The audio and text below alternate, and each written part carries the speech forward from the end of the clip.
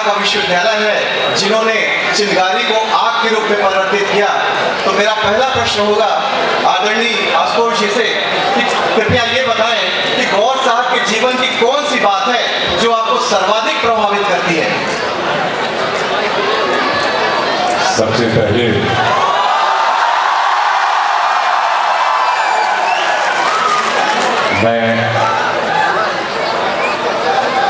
हम एक व्यक्ति के रूप में जन्मे,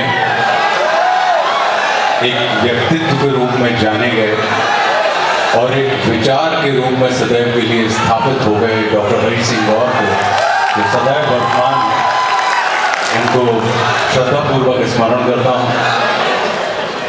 मैं डॉक्टर गौर को इसलिए भी स्मरण करता हूँ कि अगर सागर विश्वविद्यालय ना होता तो गाडरवारा का आशुतोष कभी सागर ना आता, और अगर गाडरवारा का आशुतोष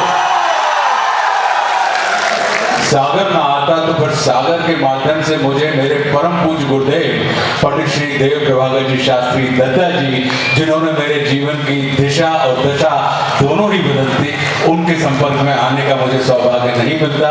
तो मैं इसलिए भी स्मरण करता हूँ सदैव वर्तमान दत्ता को कि ये वही भूमि है जिसने मुझे उन गुरु तक पहुँचाया कि जिनके बारे में ये कहा जाता है कि गुरु को सर पे राखिए और चलिए आज्ञा माही, कह कबीर का दास को तीन लोग भय नाही। अगर आपके जीवन में गुरु आपको उपलब्ध हो जाए तो आप विश्वास मानिए कि आपकी दिशा, आपकी जीवन की ऊर्जा को दिशा भी मिल जाती है और आपकी जीवन की दशा भी बदल जाती है। तो मैं बहुत बहुत श्रद्धापूर्वक स्मरण करता हूँ डॉक्टर गौर को। फिर हमारे मंच पर उपस्थित हमारे सागर विश्वविद्यालय, डॉक्टर हरि सिंह गौर विश्वविद्यालय, जो अब केंद्रीय विश्वविद्यालय के नाम से जाना जाता है, मैं हमारी कुलपति महोदया डॉक्टर नीलिमा गुप्ता जी को सादर धन्यवाद देता हूँ, आपको प्रणाम करता हूँ कि आपने मुझे वापस, अच्छा एक बात जो सुन लो, अगर या हो हा जो हम जानते हैं, जो उत्साह को विषय है, मनो अपन को उत्साह का तब सुख है जब कुछ बातें हम कहें और वो आपकी समझ में आए, और कुछ बातें आप कहें वो मेरी समझ में आए, तब यहां से मैं भी संपन्न होकर जाऊंगा और आप भी संपन्न होकर जाएंगे। क्यों? हमने देखा है ना कि अगर किसी के पास 1 रुपया है और आप उसको 1 रुपया दे दें और वो आपको अपना 1 रुपया दे दे, तो आपके पास भी 1 रुपया बचता है और उसके पास भी 1 रुपया बचता है। लेकिन अगर किसी के पास एक विचार है और आपके पास भी एक विचार है और आपने अपना एक विचार उस व्यक्ति को दिया और उसने आपको अपना एक विचार दिया, तो आपके पास भी 2 विचार हो गए और उसके पास भी 2 विचार हो गए। यानी आप आए थे एक विचार के साथ, लेकिन जब आप यहाँ से जाएंगे तो आप वैचारिक रूप से पहले से अधिक संपन्न होकर जाएंगे। ऐसा होता है। तो विचार की सफलता कब है? जब शोर नहीं, इनके आदान प्रदान में शांति हो, और शांति जब होती है तो फिर आप ये विश्वास मानिए कि फिर हमारे और आपके बीच में, सब पूरे मंच के बीच में आत्मीयता अपने आप पैदा हो जाती है, और आत्मीयता के लिए हम और आप सब काम करते हैं। तो अब अगर जैसे मान लो बहुत अच्छी लगी कोई बात हमारी, तो अपने कुका मारे भी की जगह अपन ताली भी बजा सकते हैं। कैसे इसे पे अपने विश्वविद्यालय में योग को संस्थान में कहते हैं कि अगर ताली बजाओ तो ऐसे आपके हार्ट मार्ट मस्तिष्क लंग्स लीवर वीवर ये सब दुरुस्त हो जाते हैं। तो एक पर 2 काज हो जाए कि हम भी आनंदित हो गए और आपको शरीर भी स्वस्थ होगा, प्रसन्न होगा। तो अपन और एक दूसरे के संग थपोड़ी की बात कर रहे हैं। ठीक है, तय रही? ओके, बहुत बहुत धन्यवाद। आपने संतोष जी मुझसे पूछा जब मुझे क्या बात अच्छी लगती है, तो जब हम लोग यहाँ पे आए तो हमारे यहाँ पे हमारे समय में जो प्रोफेसर्स हुआ करते थे, जैसे यहाँ पे होंगे डॉक्टर सुरेश आचार्य साहब हैं, हाँ, बद्री भाई साहब हैं, केवल भाई साहब हैं, डॉक्टर अशोक सिंघई हैं। हम पढ़ते थे, हम आर्ट्स के विद्यार्थी थे, लेकिन मैं जिनके नाम बता रहा हूँ इनमें से ये सभी कोई फार्मेसी पढ़ाता था, कोई इकोनॉमिक्स पढ़ाता था, कोई हिंदी पढ़ाता था, कोई राजनीति विज्ञान पढ़ाता था, और इनमें से कोई हमारा विषय नहीं था जब हम सागर पढ़ते थे। लेकिन इन लोगों का हमको प्रेम मिलता था, सहयोग मिलता था। और जो आपने बात मुझसे ये कही कि डॉक्टर गौर की कौन सी बात है, तो एक चर्चा जब हम लोग पढ़ते थे तो यहाँ पे आके एक दिन हमने चर्चा की, तो एक कहानी डॉक्टर सुरेश आचार्य जी ने मुझे सुनाई थी कि डॉक्टर गौर की, और वो मुझे इतनी प्रिय हुई और मुझे लगा कि इस विश्वविद्यालय की स्थापना के पीछे कितनी बड़ी सोच थी उनकी। जब डॉक्टर गौर ने ये विश्वविद्यालय बनाया, डॉक्टर हरि सिंह गौर जी ने, तो उनके साड़ू भाई मतलब उनकी पत्नी के पति एक बार डॉक्टर गौर के पास आए, पत्नी की बहन के पति समाचार है। मतलब रिश्ता पे न जाओ, ओके पीछे जो बात कही जा रही है साड़ू भाई बजाइए, ठीक है। पत्नी की बहन के पति तो उनके पास आए और बोले, यार के डॉक्टर साहब, यार लड़का को एडमिशन नहीं हो रहा और अपना विश्वविद्यालय है यार, काय नहीं हो रहा हो यार, बताओ यार, हम हैरान हो रहे हैं। और तुम आओ जो भनेन कहानो, ये कोई एडमिशन नहीं हो रहा, डॉक्टर साहब एडमिशन कर देते। तो डॉक्टर गौर ने कहा कि अरे भैया काय नहीं हो रहा, झंझट का हो गई एडमिशन। बोले यार कछु नहीं, एक 38% है। अब बताओ यार, एक 38 है और एडमिशन नहीं हो रहा विश्वविद्यालय अपनो है, और अपन ने अब तुमने जय के अपने ही होने के लाने बोलो है जो विश्वविद्यालय। तो डॉक्टर गौर ने कहा, उस समय सागर विश्वविद्यालय में मिनिमम एडमिशन के लिए 43% की जरूरत होती थी कि आपके कम से कम 43% होने चाहिए, और 38 तो डॉक्टर गौर बोले कि एक काम करो भैया, तुम घर जाओ, बिल्कुल हैरान न हो, एडमिशन न हुई है। बोले काय न हुई है, तो गरीब गुरबों के लाने बोलो तुमने जो विश्वविद्यालय। बोले हम ना गरीब के लाने बोलो, मन मूर्खों के लाने नहीं खोल रहा, ठीक है। तो बोले जो विश्वविद्यालय तुम आओ, बिल्कुल न हुई है, बिल्कुल हैरान न हो, इनसे खेती बाड़ी करवाओ, जबरन में एक आदमी की सीट खराब न करो। काय से सागर विश्वविद्यालय जो है वो मूर्खों के लिए नहीं है, ये गरीबों के लिए है। तो आप गरीब हो सकते हैं आर्थिक रूप से, लेकिन मानसिक रूप से, आत्मिक रूप से, शैक्षणिक रूप से, प्रतिभा के रूप से अगर आप संपन्न हैं, तो डॉक्टर गौर का ये विश्वविद्यालय उन लोगों के साथ खड़ा रहता था। तो ये मुझे डॉक्टर गौर की जो सोच थी, मैं ये मानता हूं कि हम और आप, लक्ष्मी 3 तरीके से कमाई जाती है। नीति से कमाई गई लक्ष्मी कहलाती है, अनीति से कमाई गई लक्ष्मी अनीति से भी कमाई जाती है, अलक्ष्मी कहलाती है। लेकिन नीति और प्रीति से कमाई गई लक्ष्मी महालक्ष्मी कहलाती है। अब लक्ष्मी जी के बारे में एक बात है, हम और आप सब शास्त्रों में पढ़ते हैं, हमारे वर्णित पुराणों में कि लक्ष्मी चंचल होती है, लेकिन महालक्ष्मी के बारे में यह बात नहीं है। महालक्ष्मी को अचला माना गया है, अचल माना गया है। लेकिन वो अचल कहां होती है महालक्ष्मी? वो अचल वहां होती हैं जो व्यक्ति उनकी बहन सरस्वती को पूजता है, उनको साधता है, उनको सम्मान करता है, महालक्ष्मी वहां पर जाकर अचल हो जाती हैं। तो डॉक्टर गौर एक ऐसे साधक थे संतोष जी, जिन्होंने अपने ज्ञान के सूर्य को सिद्ध किया, और उस ज्ञान के प्रकाश से उन्होंने जो लक्ष्मी अर्जित करी, महालक्ष्मी अर्जित करी, उस महालक्ष्मी को उन्होंने समर्पित की सेवा में, सरस्वती जी की सेवा में समर्पित कर दिया। तो अब आप बताइए कि ऐसे महामानव जिनके उद्देश्य इस विश्वविद्यालय की नींव के पीछे है, मेरा यह मानना है कि शिक्षित व्यक्ति वो नहीं होता जो स्वयं पढ़ा लिखा हो जाए। सच्चा शिक्षित कौन होता है? सच्चा शिक्षित व्यक्ति स्वयं पढ़ा लिखा व्यक्ति मात्र शिक्षित नहीं, साक्षर हो सकता है बड़ी बड़ी डिग्रियों द्वारा, लेकिन सच्चा शिक्षित व्यक्ति वो होता है जो स्वयं के साथ साथ अपने संपर्क में आने वाले संपूर्ण समाज को भी शिक्षित कर दे।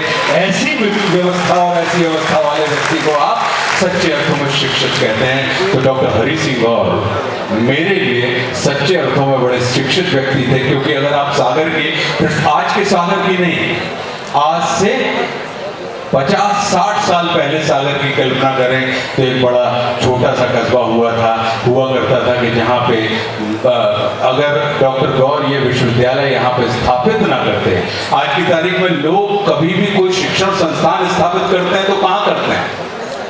मेट्रोपॉलिटन्स में। क्यों? क्योंकि जहां पे लोगों को पहुंचने में सुविधा हो, जहां पे पूरे देश और दुनिया के लोग बहुत आसानी से, कभी हवाई जहाज के द्वारा या रेल के द्वारा बहुत आसानी से पहुंच सकें। लेकिन डॉक्टर गौर ने एक बिल्कुल अपरिचित और अनजान शहर सागर में, जो आज से 50-60 साल पहले बहुत पिछड़ा था, उन्होंने उस असुविधा को ध्यान में रखते हुए कि अगर मैं तुमको यहाँ पर एक ऐसी अनजान अपरिचित जगह पर एक ऐसा विलक्षण और इतना प्रतिष्ठित विश्वविद्यालय स्थापित करूंगा कि देश दुनिया के तमाम लोगों को अगर शिक्षा प्राप्त करनी है तो गूगल मैप में नहीं, मैप के ऊपर नहीं, अगर तुमको शिक्षा के प्रेमी हो तो तुम उसका पता ढूंढते हुए सागर की तरफ आओ, क्योंकि सागर की प्रवृत्ति होती है तो वो नदियों के पास नहीं जाता, वो नदियों को ही अपनी तरफ लेकर के आता है। तो डॉक्टर गौर, और यही इसी का परिणाम है कि जब हम लोग पढ़ते थे मैम यहाँ पे, तो हमने देखा कि विदेशी लोग भी पढ़ रहे हैं जो पश्चिम देश के थे, बहुत से पूरे देश भर के लोग यहाँ पे पढ़ते थे। और हमको लगता था कि देखो कितनी बड़ी विलक्षण बात है कि हम लोग ग्रामीण भारत के लोग हैं और हमारे जो सहपाठी सागर विश्वविद्यालय में पढ़ते थे वो अर्बन सिटीज की, या उनका एक्सपोजर बहुत ज्यादा होता था, उन्होंने देश दुनिया बहुत देखी होती थी, क्योंकि वो लंबी जगह से यात्रा तय करते हुए इस जगह तक पहुंचते थे। और जब हम पढ़ते थे तो हमें ये लगता था कि जैसे कपिल देव के साथ सचिन तेंदुलकर को खिला दिया जाए तो सचिन तेंदुलकर खेल जाता है, जैसे सचिन तेंदुलकर के साथ किसी महेंद्र सिंह धोनी को खिला दिया जाए तो महेंद्र सिंह धोनी का विकास हो जाता है, परिष्कार हो जाता है।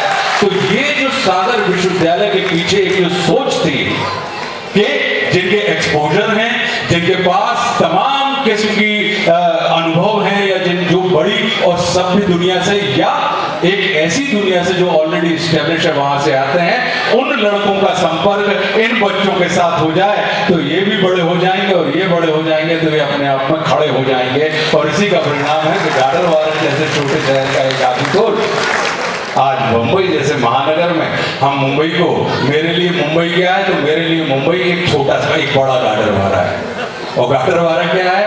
एक छोटा मुंबई। तो ये जो वाली बात है, तो ये मुझे लगता है कि सागर विश्वविद्यालय की जो, अगर ये नहीं होता और अगर हम यहाँ पढ़े नहीं होते तो आप विश्वास करें और संतोष जी, वो जिस आशुतोष को आप देख रहे हैं संभवतः वह आशुतोष नहीं होता।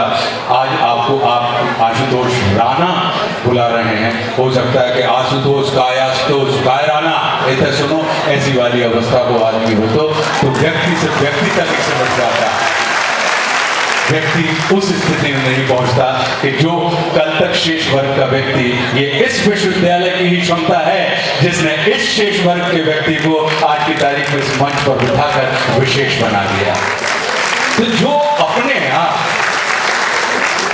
मतलब जो आपको अपनी श्री से महिमा मंडित कर दे, ऐसा विश्वविद्यालय है हमारा सागर विश्वविद्यालय है। और इस सोच के पीछे चूंकि डॉक्टर गौर की वह विलक्षण सोच थी कि मेरे पास जो शिक्षा है, मेरे पास जो संपत्ति है, वह सरस्वती को सिद्ध करने में लगाई जाएगी। और अगर आपने और हमने सरस्वती को सिद्ध कर लिया तो आप विश्वास कीजिए, दुनिया में प्रसिद्ध तो कोई भी हो सकता है और प्रसिद्ध व्यक्तियों की इतनी कदर नहीं होती, लेकिन सिद्ध होना बहुत बड़ी बात है। तो वो प्रसिद्धि नहीं, सिद्धि के पक्षधर हुआ करते थे कि एक बार आप सिद्ध हो जाएं तो आप प्रसिद्ध भी हो जाएंगे, लेकिन आप प्रसिद्ध हैं तो आवश्यक नहीं है कि आप सिद्ध हो। तो इसलिए मैं डॉक्टर गौर का ऋणी हूँ और इस बात से आनंदित हूँ कि आज हम अपने जैसे युवाओं के साथ आज बैठ के हम एक दूसरे के साथ अनुभव साझा करेंगे। तो मैं शुरुआत करूं, मैं इसलिए आया हूँ भोपाल से चल के, क्योंकि मैं आपको वो बताना चाहता हूँ कि आपको जितने लोग यहाँ बैठे हैं सब विचार, चिंतन और कर्म से आशुतोष राणा बने। तो मतलब थोड़ा सा जर्नलिस्ट हूँ, उसी अंदाज में आपको शुरू करूँगा कि 1980 के दशक का वक्त हिंदुस्तान के नक्शे पे कुछ साल पहले तक पिछड़ा माना जाने वाला बुंदेलखंड, और उस बुंदेलखंड का डॉक्टर हरि सिंह गौर विश्वविद्यालय के विवेकानंद छात्रावास का कमरा नंबर 63। पहला सवाल बहुत जरूरत ऐसा सवाल पूछ रहा हूँ कि उस विवेकानंद छात्रावास का कमरा नंबर 63, जिसके उस कमरे में एक शख्स 5 साल रहा, लेकिन उस कमरे में कभी ताला नहीं लगा। क्यों? देखिए, मनोज हमारे साथ पढ़े हैं, हम लोग कंटेम्प्रेरी हैं।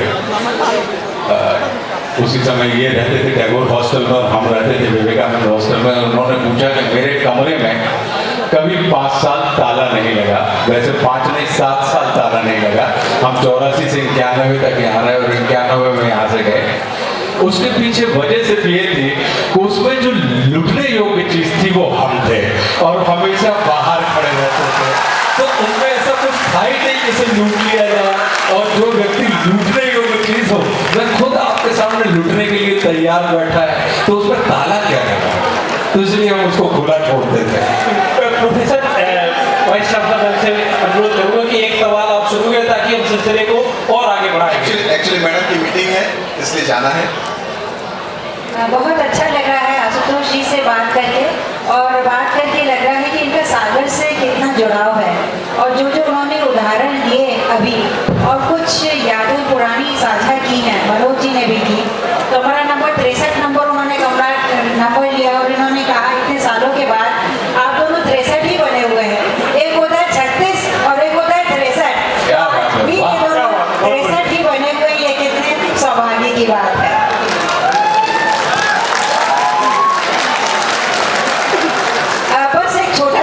क्योंकि इस समय मैं इस विश्वविद्यालय की कुलपति हूँ, आपसे जानना चाहती हूँ कि आज से मुझे लगता है करीब 30 वर्ष आपको हो गए ये विश्वविद्यालय छोड़े हुए। प्रश्न पूछने से पहले कुछ कहना भी चाहती हूँ कि आज ये जो हम लोग गौर सप्ताह मना रहे हैं, तो उसमें हम लोगों ने एक प्रदर्शनी भी लगाई। मैं जब यहाँ आई तो मुझे जानने की जिज्ञासा हुई कि ये विश्वविद्यालय पहले कैसे लगता था।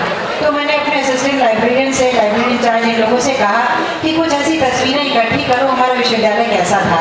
तो वो हमने एक प्रदर्शनी लगाई हुई है, यदि आपको समय हो तो शायद आपकी याद कुछ ताज़ा हो जाए कि कैसा विश्वविद्यालय उस समय था और आज कैसा है।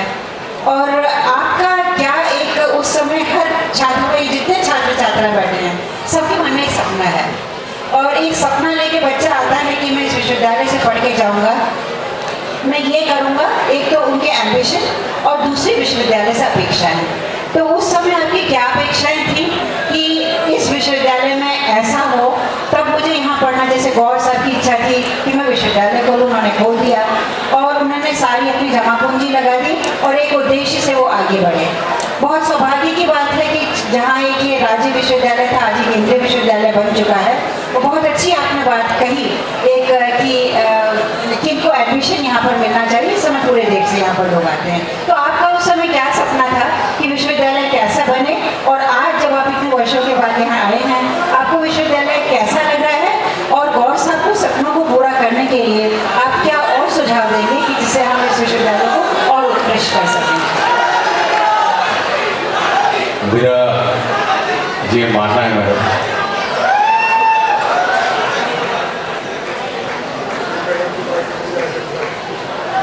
मेरा ये मानना है कि कोई भी विद्यालय या विश्वविद्यालय इमारतों से नहीं जाना जाता, उस विद्यालय में रहने वाले इंसानों से जाना जाता है।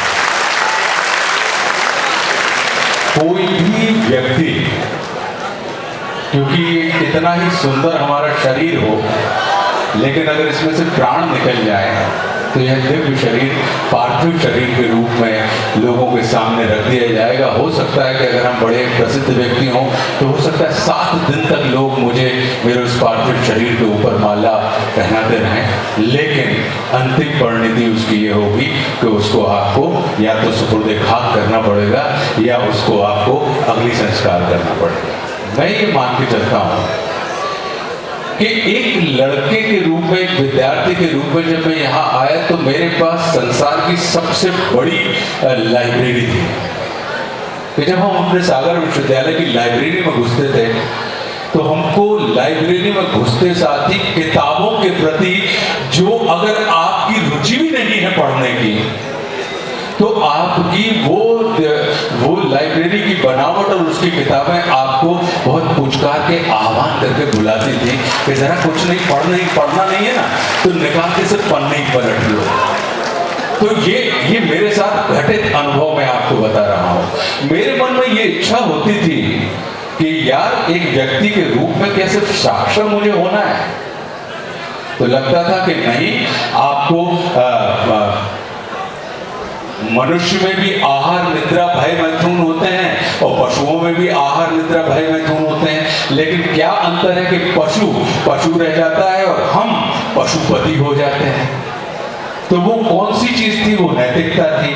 तो साहित्य संगीत कला विहीन और साक्षात पशु पुच्छ विचारहीनों वाली जो बात थी, तो हमको लगता था कि यार अपने इस चैतन्य को, अपनी इस चेतना को साहित्यिक रूप से, सांस्कृतिक रूप से, नाट्य गतिविधियों के माध्यम से मुझे संपन्न करना है। तो इसके अंदर का जो कलाकार है उसको करना है। तो हमारे पास यहाँ का ऑडियो विजुअल डिपार्टमेंट था, हम लोग टहलते हुए चले जाते थे। लेकिन डॉक्टर विष्णु पाठक इतने इनवाइटिंग व्यक्ति थे, राकेश भाई वही हम लोग सब साथ में रहे हैं, इतने इनवाइटिंग व्यक्ति थे कि अगर तुम उनके डिपार्टमेंट के बाहर खड़े भी हो, टहल भी रहे हो, तो वो धीरे धीरे वो आपके अंदर वो एक ऐसी ललक जगाते थे कि आप उसके अंदर पहुंच जाते थे और अंदर पहुंचने के बाद आप उन नाट्य गतिविधियों का हिस्सा बन जाते थे। और डॉक्टर विष्णु पाठक ने सागर विश्वविद्यालय की रेपुटेशन को पूरे भारतवर्ष में इतना ऊंचा उठाया हुआ था कि हम लोगों ने 36 साल नेशनल फेस्टिवल जीते हुए हैं कल्चरल उसमें लगातार। तो हमें राष्ट्रीय स्तर पर हमको ऐसे मंच होते थे, तो हमारे मन में एक इच्छा होती थी कि यार गाडरवारा से सागर तो आ गए, लेकिन अगर ऑडियो विजुअल डिपार्टमेंट में हम रहेंगे तो हमको अब सागर के अलावा यहाँ से दिल्ली हो, मुंबई हो, उदयपुर हो, जयपुर हो, गोवा हो या कलकत्ता हो, जहाँ पर भी यूथ फेस्टिवल होते थे, तो हमको जाने का अवसर, अगर हम अच्छा प्रदर्शन करेंगे तो डॉक्टर विष्णु पाठक जो हैं उनके संपर्क में आने के बाद हम इस मंच के माध्यम से विश्वविद्यालय हमको देश दुनिया दिखाएगा और हमें अपनी प्रतिभा का प्रदर्शन करने का अवसर राष्ट्रीय स्तर पर मिलेगा। तो हमको वो डिपार्टमेंट मिला। फिर हमको लगता था कि नहीं यार, अकेला इससे काम नहीं चलेगा, एनसीसी और एनएसएस जैसी चीजों में आपको होना चाहिए। तो हमारे पास एनएसएस जैसी चीज थी और हमने प्रयास किया कि यार अकेला आप विश्वविद्यालय को रिप्रेजेंट करते हैं प्रदेश में, इसमें तो मन नहीं भरेगा। तो क्या करें यार, आप विश्वविद्यालय को रिप्रेजेंट करें प्रदेश में और प्रदेश के रिप्रेजेंटेटिव बनके अगर आप 26 जनवरी की रिपब्लिक डे परेड में दिल्ली में रिप्रेजेंट कर पाए उस परेड में, तो आपको तो वो मुझे सागर विश्वविद्यालय ने वो तमाम चीजें दी। फिर ऐसे फितरती प्रोफेसर्स कि आप वो हैं तो प्रोफेसर फिजिक्स के, लेकिन आप उनके साथ अगर चर्चा कर लें तो वो आपसे विज्ञान की बात तो छोड़ दीजिए, वो ज्ञान और ध्यान, अभिमान, वो तमाम बातें वो करते थे और आपको वो इंजेक्ट ही नहीं एडुकेट करते थे। वो कभी भी आपको प्रेरित नहीं करते थे कि किसी और के जैसा बनिए, वो आपको ये प्रेरित करते थे कि तुम स्वयं के जैसे बनो। तभी कहीं इतने वर्षों के बाद जब डॉक्टर सुरेश आचार्य जी को मैं यहाँ बैठे देखता हूँ तो मेरी तरुणाई अपने आप में जागृत होती है और मुझे पूरा विश्वास है कि सुरेश भाई साहब की भी तरुणाई पैदा हो गई है भाई साहब बैठे हमसे मिलके। जब हम तो मैंने इस विश्वविद्यालय के अंदर, जब हम यहाँ के अब लड़के थे तो स्वाभाविक है कि थोड़ा बहुत आपको यहाँ पे विश्वविद्यालय में पढ़ने वाली छात्राओं के प्रति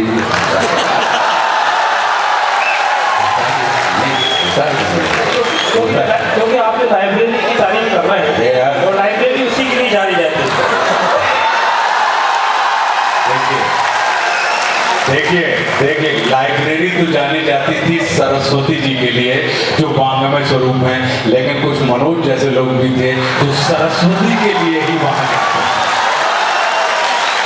तो अब जब हम घूमने जाते थे तो हमारा जो कैंपस है मैडम, आप अब तो वो आपका कैंपस है जहाँ पे प्रोफेसर्स रहते थे, अगर आप देखेंगे तो इतना खूबसूरत था कि शहर के लोग भी यदा कदा उस कैंपस में घूमने के लिए आ जाते थे और आज भी आते हैं। क्यों? क्योंकि वहाँ पे ग्राउंड भी है, वहाँ पे बहुत अच्छी आप पर अब मुझे पता नहीं कैसी स्थितियां हैं, लेकिन वहाँ पे वृक्ष वगैरह, फुलवारियाँ, ये तमाम चीज़ें हुआ करती थी। और फिर जहाँ हमारी विश्वविद्यालय की बिल्डिंगें खत्म होती थी, एक बड़ा बिल्कुल सरकारी गेट जैसा लगा होता था कि अगर गेट, जब आप गेट के अंदर होते हैं तो अपने आप सिस्टमेटिक हो जाते हैं, अनुशासित हो जाते हैं। तो वैसा वाला कैंपस हुआ करता था। फिर जब हम पढ़ते थे तो उस समय दो हॉस्टल हुआ करते थे, टैगोर और विवेकानंद, और एक और छात्रावास था कबीर। बाकी के विद्यार्थी ईएलसी नाम का एक हॉस्टल, यही अपन सब आगरा से पीछे जाएंगे तो आगे जाके एक हॉस्टल था, लेकिन वो प्राइवेट हॉस्टल हुआ करता था। तो मन में ये लगता था कि यार एक आध हॉस्टल और होगा। सॉरी निवेदिता हॉस्टल भी था। अरे यार अब गर्ल्स हॉस्टल की बात हो गई ना, कैंपस हो। देखिए मैं कैंपस के उस छोर से बात करके निकल भी गया, लेकिन मनोज अभी भी वहीं खड़े हैं। मतलब आप देख सकते हैं, ये पत्रकारिता की बात है। तो मन में इच्छा हुआ करती थी कि एक आध हॉस्टल और हो। तो हमारे ही समय में ईएलसी अपना 4th हॉस्टल के नाम से एक नया हॉस्टल बना, जिसमें रमन हॉस्टल, ईएलसी नहीं, रमन हॉस्टल बना, जिसमें कौन बोले फार्मेसी के विद्यार्थियों के लिए अलॉट किया जाता था, वो एमबीए के विद्यार्थियों के लिए अलॉट किया जाता था, वो एमटेक जो जियोलॉजी से कर रहे थे उनके लिए अलॉट किया जाता था। तो वो वैसा वाला। तो अब पता लगा कि अगर रमन हॉस्टल के किसी मित्रों के साथ आपकी मित्रता है तो आप बीए करते हुए भी एमटेक का रुतबा बाहर की यूनिवर्सिटी में प्राप्त करते थे कि यार ये पढ़ा लिखा आदमी है, तब ये फार्मेसी वालों के साथ, जियोलॉजी वालों के साथ या एमबीए वालों के साथ इनकी मित्रता है। तो ये तमाम चीज़ें हमने देखी हैं मैडम, और मैं ये मान के चलता हूँ कि आप चूँकि इसके पहले भी कई विश्वविद्यालयों में आप कुलपति के पद पर रही हैं, तो निश्चित रूप से डॉक्टर गौर का जो सपना है और यहाँ के विद्यार्थियों का सपना है, मैं आपसे ये प्रार्थना करता हूँ कि यहाँ से निकलने वाला प्रत्येक विद्यार्थी सिर्फ विद्यार्थी नहीं, अपने आप में पूरा का पूरा विश्वविद्यालय हो जाए।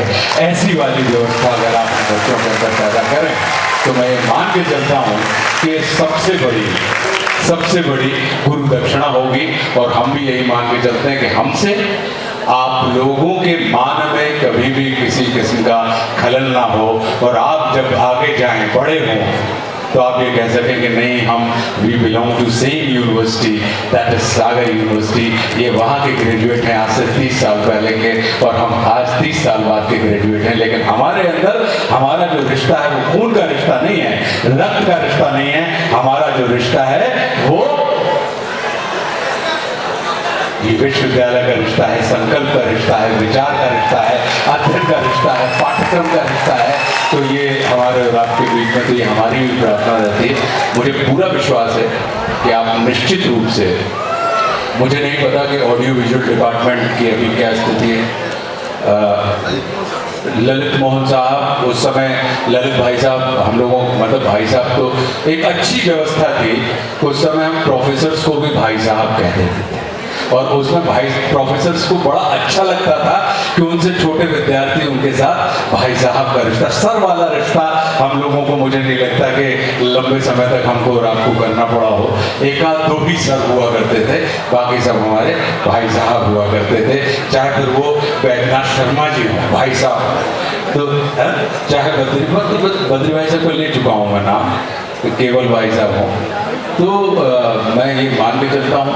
और बाकी आपकी अगर मुझसे कोई अपेक्षाएं हो सागर विश्वविद्यालय से संबंधित, तो निसंकोच आप हमें बताइएगा। हम अपनी हर संभव जो हमसे क्षमता होगी, हम अपनी पूरी क्षमता पर हम पूरा काम करेंगे। लेकिन एक और प्रार्थना है अगर सागर विश्वविद्यालय एक फिल्म इंस्टीट्यूट, एक फिल्म ट्रेनिंग केंद्र यहाँ पर स्थापित कर दे FTII के जैसा, तो ये बुंदेलखंड और ये आसपास के तमाम क्षेत्रों के लिए भी, जैसे हम जैसे बच्चों को दिल्ली जाना पड़ता है, गाडरवाला के लोगों को, हम जैसे लोगों को पुणे जाना पड़ता है और हम वहाँ से दक्ष होकर आते हैं और अपनी शिक्षा की व्यवस्था, फिर हमारी प्रदर्शन स्थली मुंबई है। तो अगर यहाँ के उन तमाम बच्चों को एक ऐसा कोई परिष्कृत विद्यालय यूनिवर्सिटी के अंतर्गत ही film theatre and training institute, एक 3 साल का डिग्री कोर्स या पोस्ट ग्रेजुएशन वाला कोर्स अगर आप शुरू कर सकें तो मुझे लगता है कि ये बड़े आनंद का विषय होगा।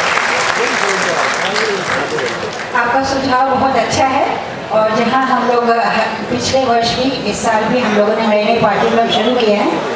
We take in your suggestion and we will definitely try to improve. Thank you so thank you much. Very much. Thank you.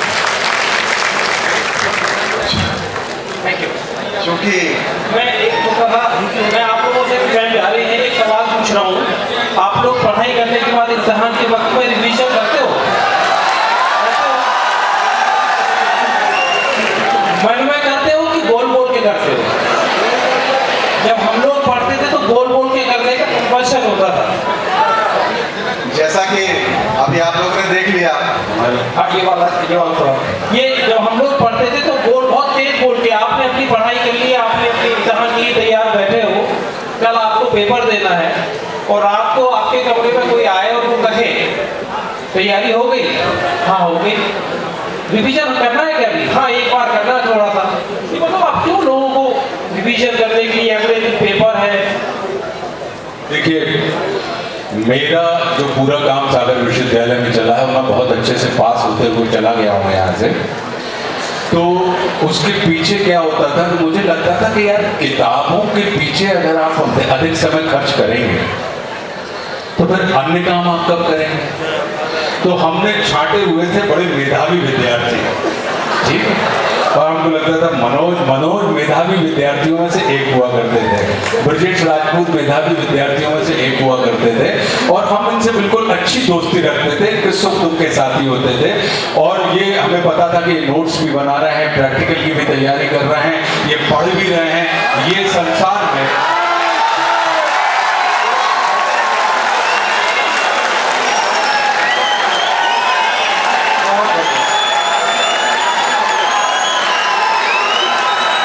पूरी चौपाल है, आप चौपाल लगी है कपड़ा वाली। तो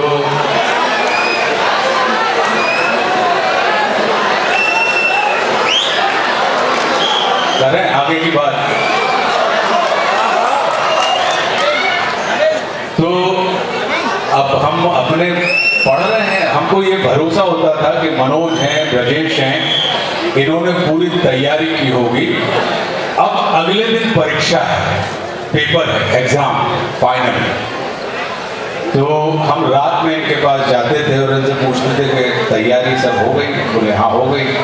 तो हम इनसे कहते थे कि यार तुम जोर से पढ़ दो, तुम्हारा रिवीजन हो जाएगा और हमारी प्रिपरेशन हो जाएगी। तो ये अपना जोर से पढ़ते थे, इनका रिवीजन, हम इनका तब भी सहयोग ही करते थे रिवीजन करवा के। वो एक अलग बात है कि इनके रिवीजन में हमारी प्रिपरेशन होती थी और हम कहते थे कि जोर से पढ़ लो, और अगले दिन हम पेपर देने जाते थे और रिजल्ट आता था तो एक आध नंबर कहो कभी हमको ज्यादा हो जाता था या इनको ज्यादा हो जाता था। तो मेरा ये मानना है कि शिक्षा में सफलता के लिए सबसे अधिक आवश्यक होता है कि आपकी श्रवण शक्ति बहुत तीव्र होनी चाहिए। श्रवण शक्ति मतलब सिर्फ सुनना नहीं, ऐसी तो 50 बातें चल रही हैं, कान का काम ही है, कान तो सुनेगा ही, बाहर पता लगा फटाका फूट रहा है उसको भी आवाज आपको आ रही है। श्रवण शक्ति का मतलब होता है जो कहा गया है उससे अच्छे तरीके से चित्त और चरित्र चिंतन के माध्यम से उसको पूरी तरीके से समझते हो सुनना। तो हमारे अंदर ये मानना था कि हमको कुछ नहीं, क्यों? क्योंकि हमारे भारतवर्ष की जो शिक्षा पद्धति है वो श्रुतियों पर आधारित है। हम ये मान नहीं सकते थे कि हमारे बुजुर्ग जो हमसे कहीं अधिक परिष्कृत लोग थे, इन्होंने श्रुति को इतना महत्व क्यों दिया। हमको लगता था कि अगर श्रुति आपकी अच्छी है, श्रवण शक्ति आपकी अच्छी है, तो आप ये विश्वास मान के चलिए कि आपकी स्मरण शक्ति भी अच्छी रहेगी, आपकी दृश्य शक्ति भी अच्छी रहेगी, और आप फिर जो भी चीज करेंगे वो पूरे होशो हवास के साथ करेंगे।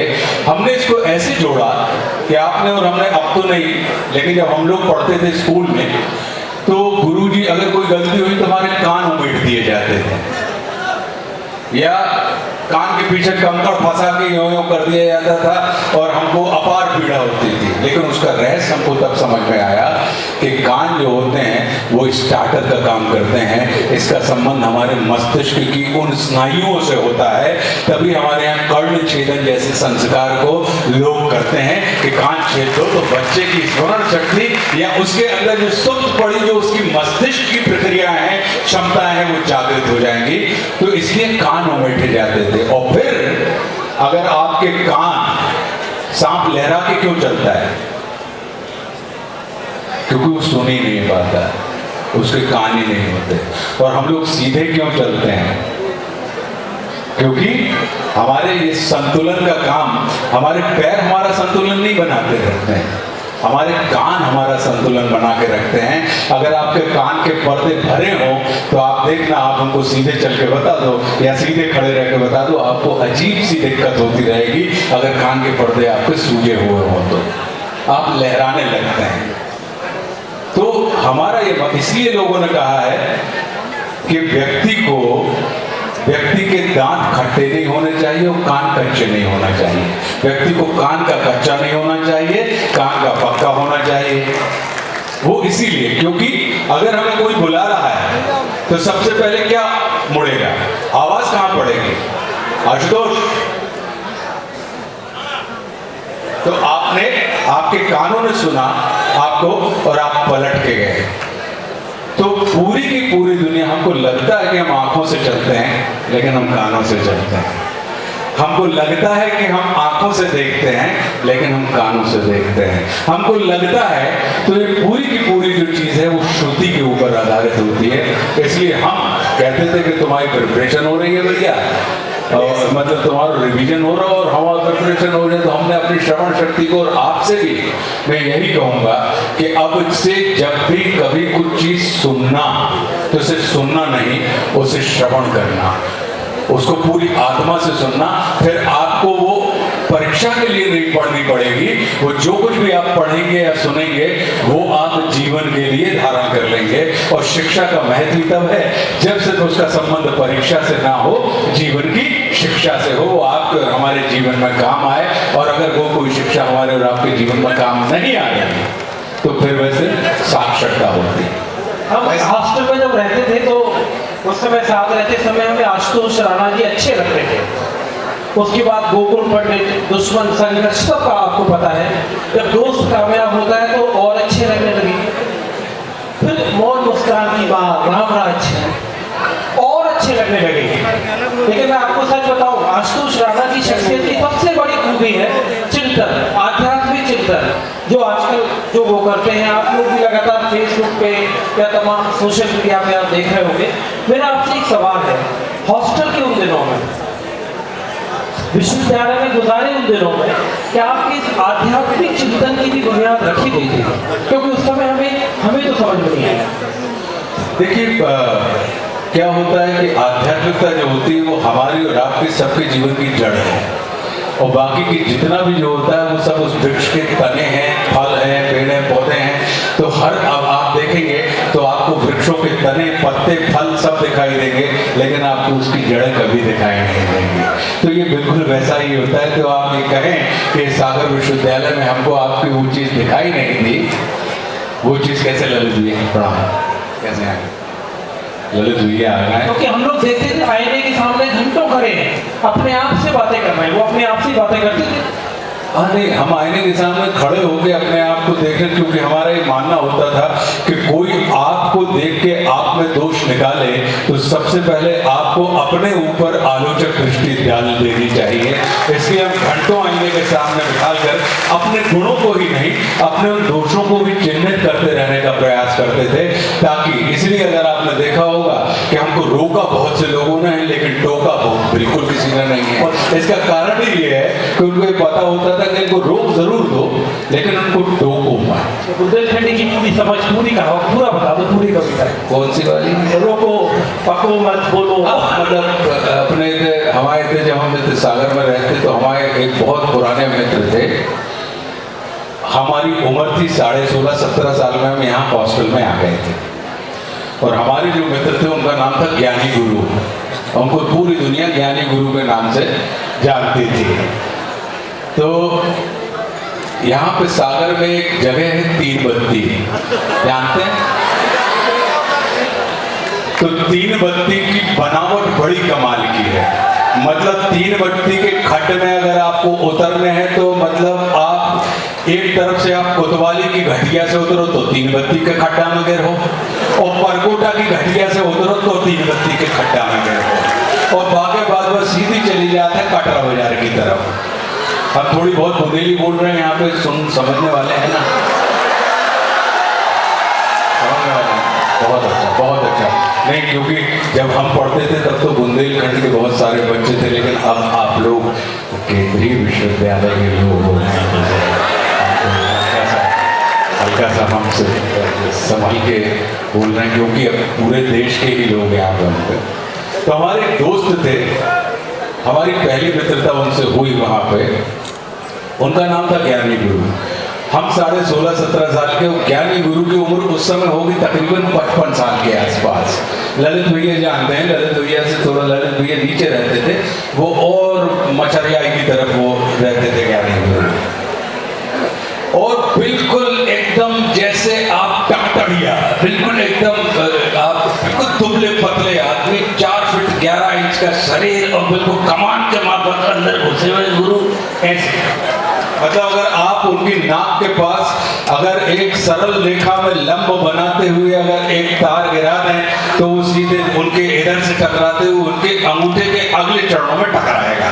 मतलब वो धनुष की कमान टाइप के वो ऐसे थे, और बिल्कुल अंदर के दोनों गालें एक दूसरे से, गुरु के इस गाल को ऐसा लगता था कि खड्डा गुरु का इस तरफ का गाल खींच रहा है, बिल्कुल अंदर घुसे हुए थे।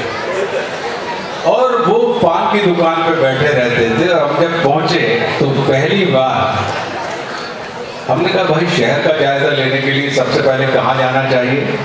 उस स्थान पर जाना चाहिए, वैसा स्थान जहाँ से बड़ी बड़ी विभूतियाँ निकली हों और जो सर्वाधिक प्रसिद्ध हो। तो तीन बत्ती आते साथ हमको लगा कि तीन बत्ती स्थान है, वहाँ पे लोग खड़े रहते हैं, वहाँ चलना चाहिए।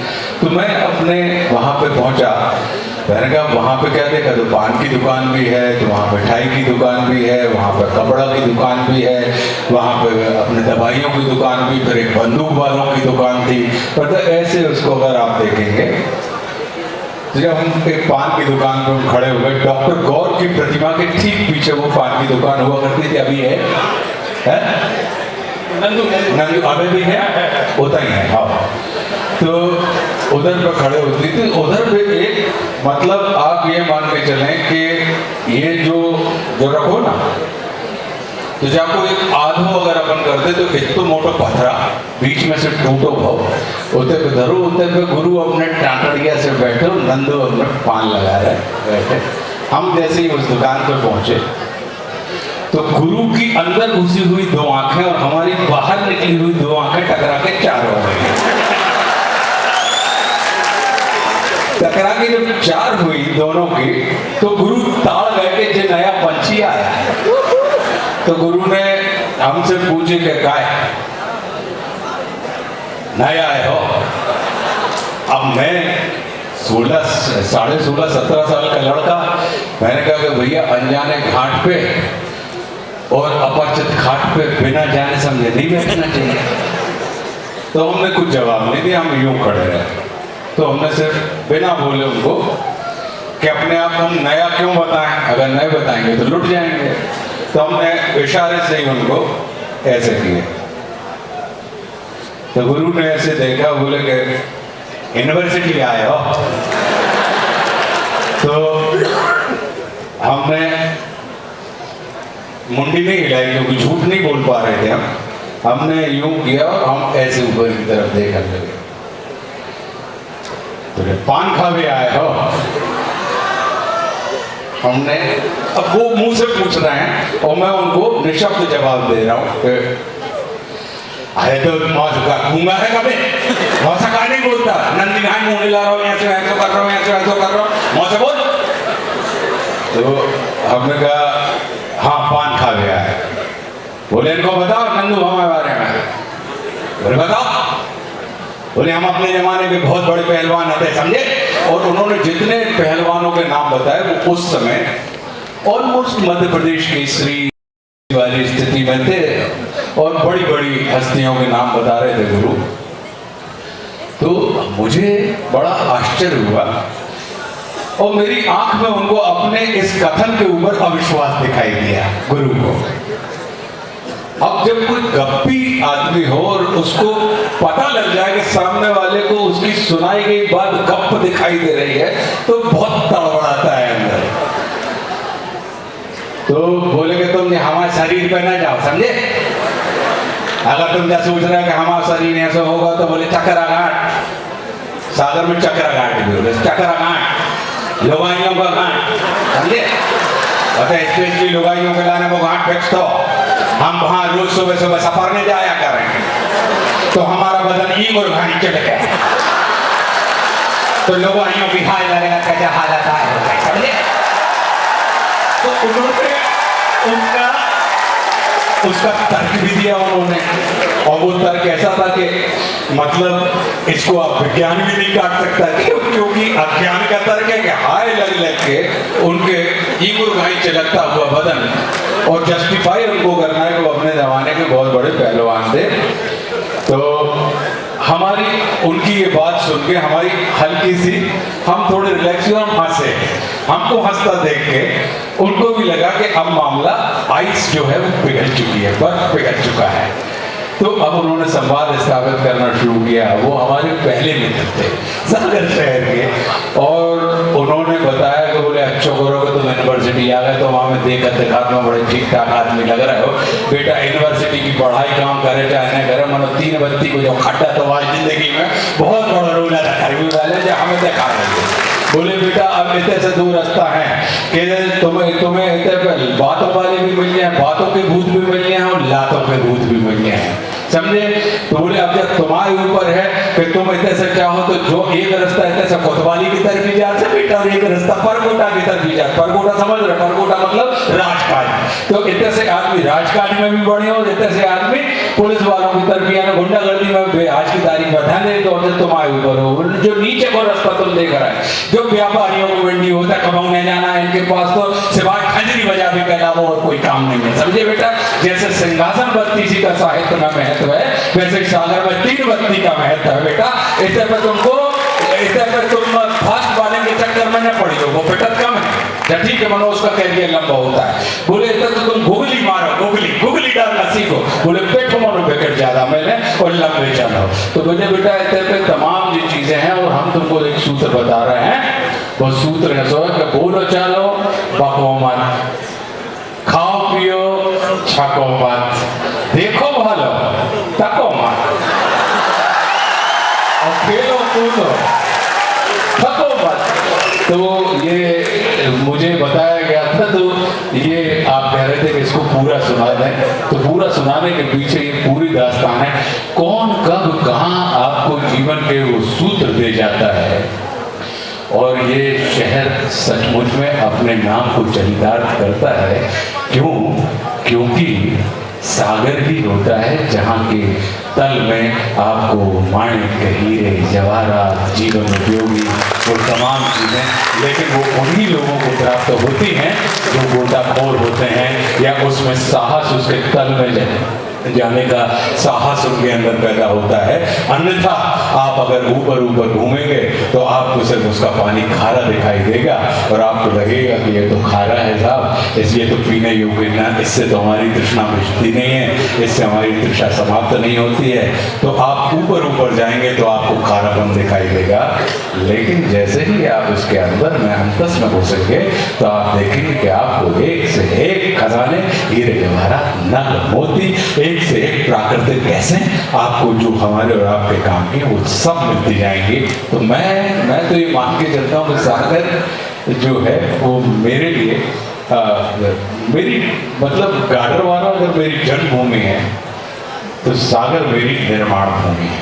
सागर ने मेरा निर्माण किया और वही कारण है कि गाडरवारा और सागर का जो योग संयोग बना, इसीलिए ठंड गर्मी बरसात में अगर जिंदगी अच्छी चल रही है मुंबई में तब भी हम आनंद में होते हैं, और अगर नहीं चल रही तब भी हम आनंद में होते हैं। ताकि हमारे आनंद को संबंध बिल्कुल भी दूसरे के ऊपर निर्भर नहीं कर रहा हो। जे आपको सागर ने और गाडरवारा ने मिल बांट के सिखा दी है। एक में शक्कर नदी को पानी है तो दूसरे में आप देख लो तो लाखा बंजारा का तालाब है। तो ऐसा हमारा मानना है मेरे भाई।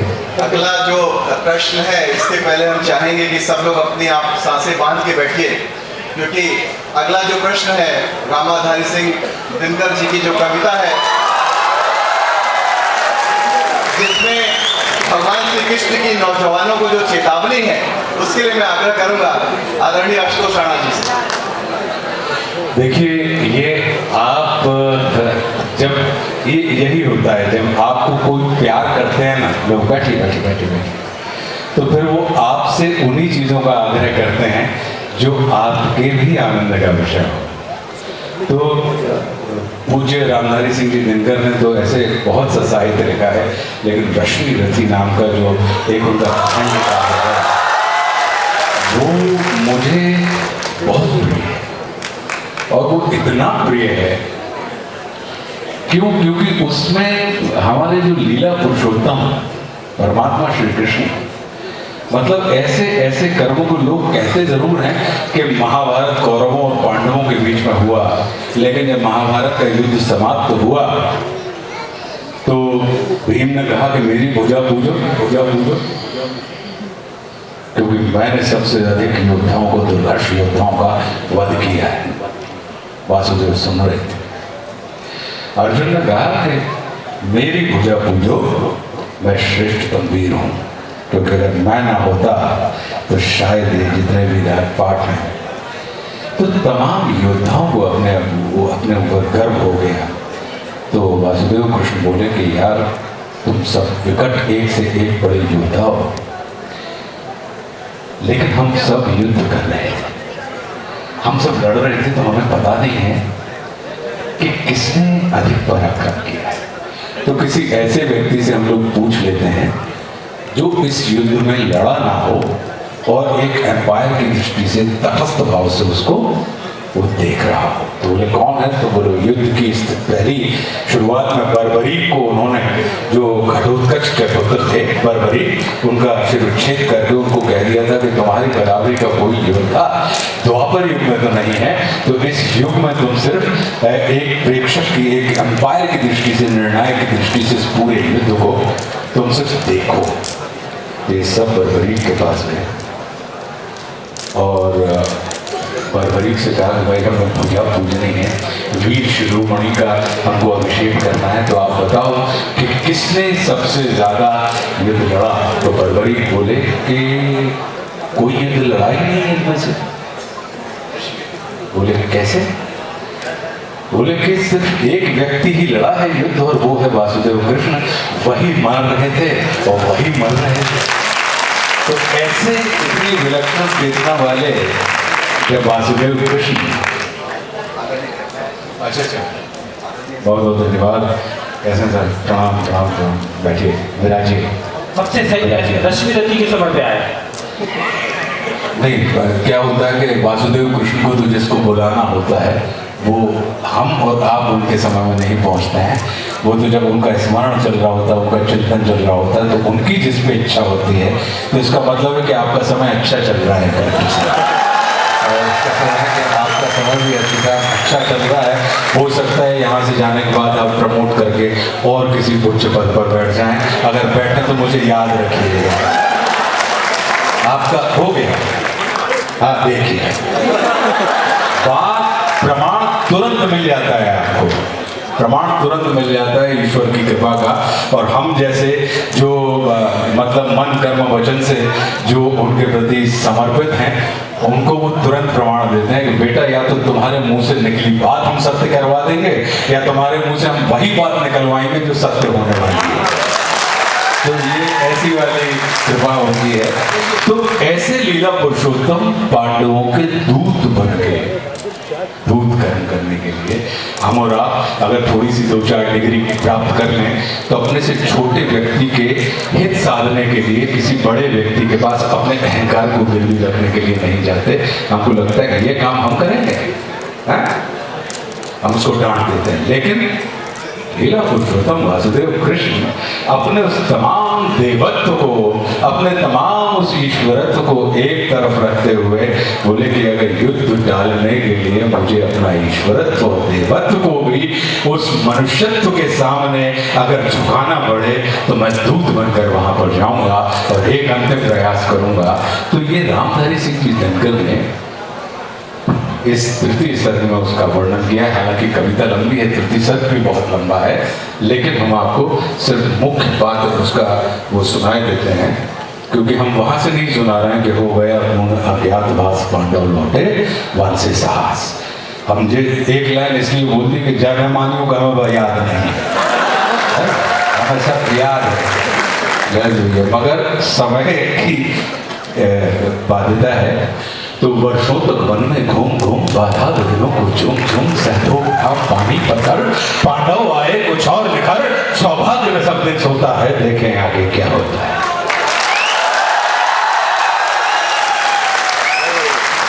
वर्षों तक वन में घूम घूम बाधा विघ्नों को झूम झूम सहतो पानी पत्थर, पांडव आए कुछ और निखर, सौभाग्य में सब दिन सोता है, देखें आगे क्या होता है। मैत्री की राह बताने को, सबको मार्ग पर लाने को, दुर्योधन को समझाने को, भीषण विध्वंस बचाने को भगवान हस्तिनापुर आए, पांडव का संदेश आता है।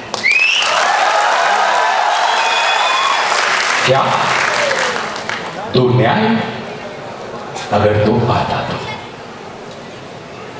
हमारे दो सबसे प्रिय इस बुंदेलखंड के दो जिनको मैं बहुत प्रेम करता हूँ और वो मुझे चाचा कहते हैं, वो भतीजे से एक चाचा कहता है और एक बड़ा भाई मानता है, प्रिय गौरव सिरोठिया और एक अभिषेक भार्गव यहाँ पे बैठे हुए हैं। तो मैं ये एक नीति और ये आपके लिए काम आएगी। तो क्या कह रहे हैं कि दो न्याय अगर तो आधा दो पर इसमें भी यदि बाधा हो तो दे दो केवल 5 ग्राम, रखो धरती अपनी तमाम, हम वही खुशी से खाएंगे, परिजन पर हंसी ना उठाएंगे।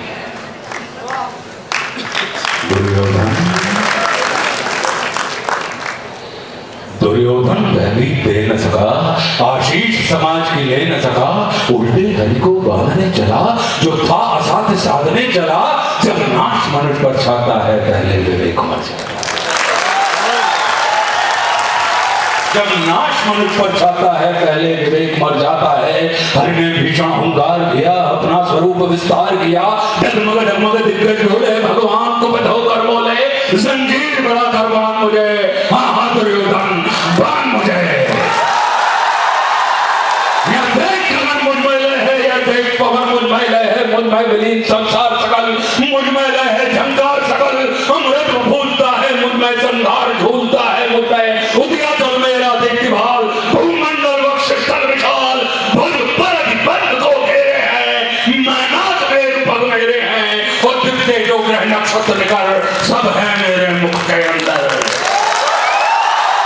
दिखते जो ग्रह नक्षत्र निकर सब है मेरे मुख के अंदर। देखो तो दृश्य कांड देख, मुझ में सारा ब्रह्मांड देख, शतकोटि सूर्य शतकोटि चंद्र शतकोटि सरस्वती सिंधु मंद, शतकोटि विष्णु ब्रह्मा महेश, शतकोटि जिष्णु जलपति धनेश, शतकोटि रुद्र शतकोटि काल, शतकोटि दंडधर लोकपाल, जंजीर बढ़ाकर बांधने, आहा दुर्योधन बांध। अपन एक रुद्र की बात कर रहे हैं, एक कुल की बात कर रहे हैं, लेकिन वो क्या कह रहे हैं? शतकोटि विष्णु ब्रह्मा महेश, शतकोटि की बात कर रहे हैं, 100 करोड़, कि तुम सिर्फ एक को जानते हो, मेरे स्वरूप में शतकोटि। अगली लाइन का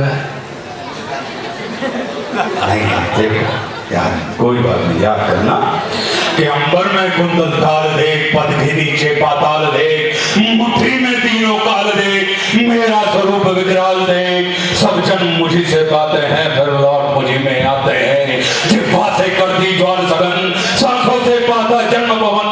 पड़ जाती मेरी दृष्टि जिधर, हंसने लगती है सृष्टि उधर। मैं जब ही मूंदता हूँ लोचन, छा जाता चारों ओर मरण। बांधने मुझे तू आया है, बांधने मुझे तू आया है, बांधने मुझे तू आया है। यदि मुझे बांधना चाहे मन, तो पहले बांध अनंत गगन। सूर्य को साध न सकता है, वो मुझे बांध कर सकता है। मैत्री का मूल्य न पहचाना, एक वचन नहीं तूने माना। मैत्री का मूल्य न पहचाना, और मैं भी अब जाता हूँ, अंतिम संकल्प सुनाता हूँ। या जाना नहीं अब रण होगा, जीवन दया की मरण होगा। टकराएंगे नक्षत्र निकल, बरसेगी धूप और वही प्रखर।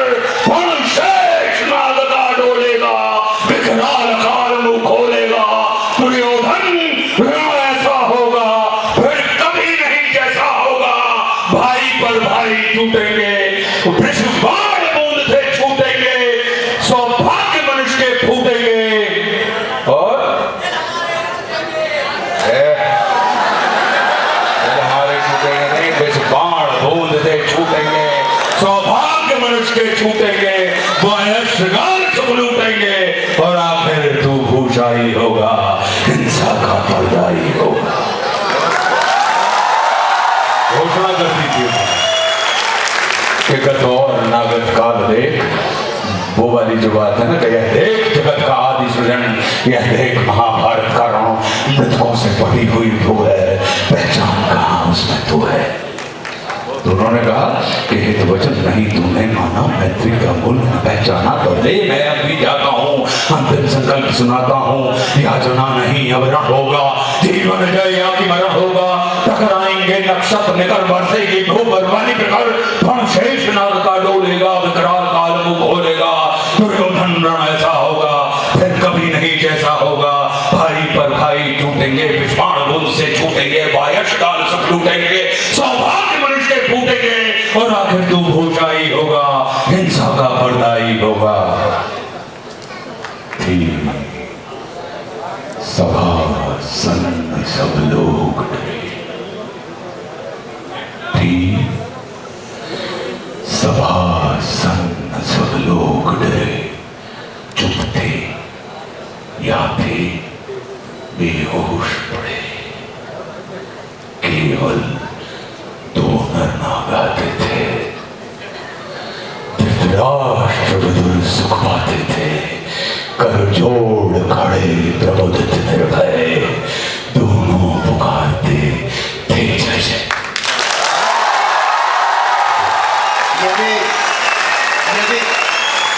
यदि आपके भी रोंगटे खड़े हो गए हो, तो खड़े होकर स्टैंडिंग ओवेशन दीजिए।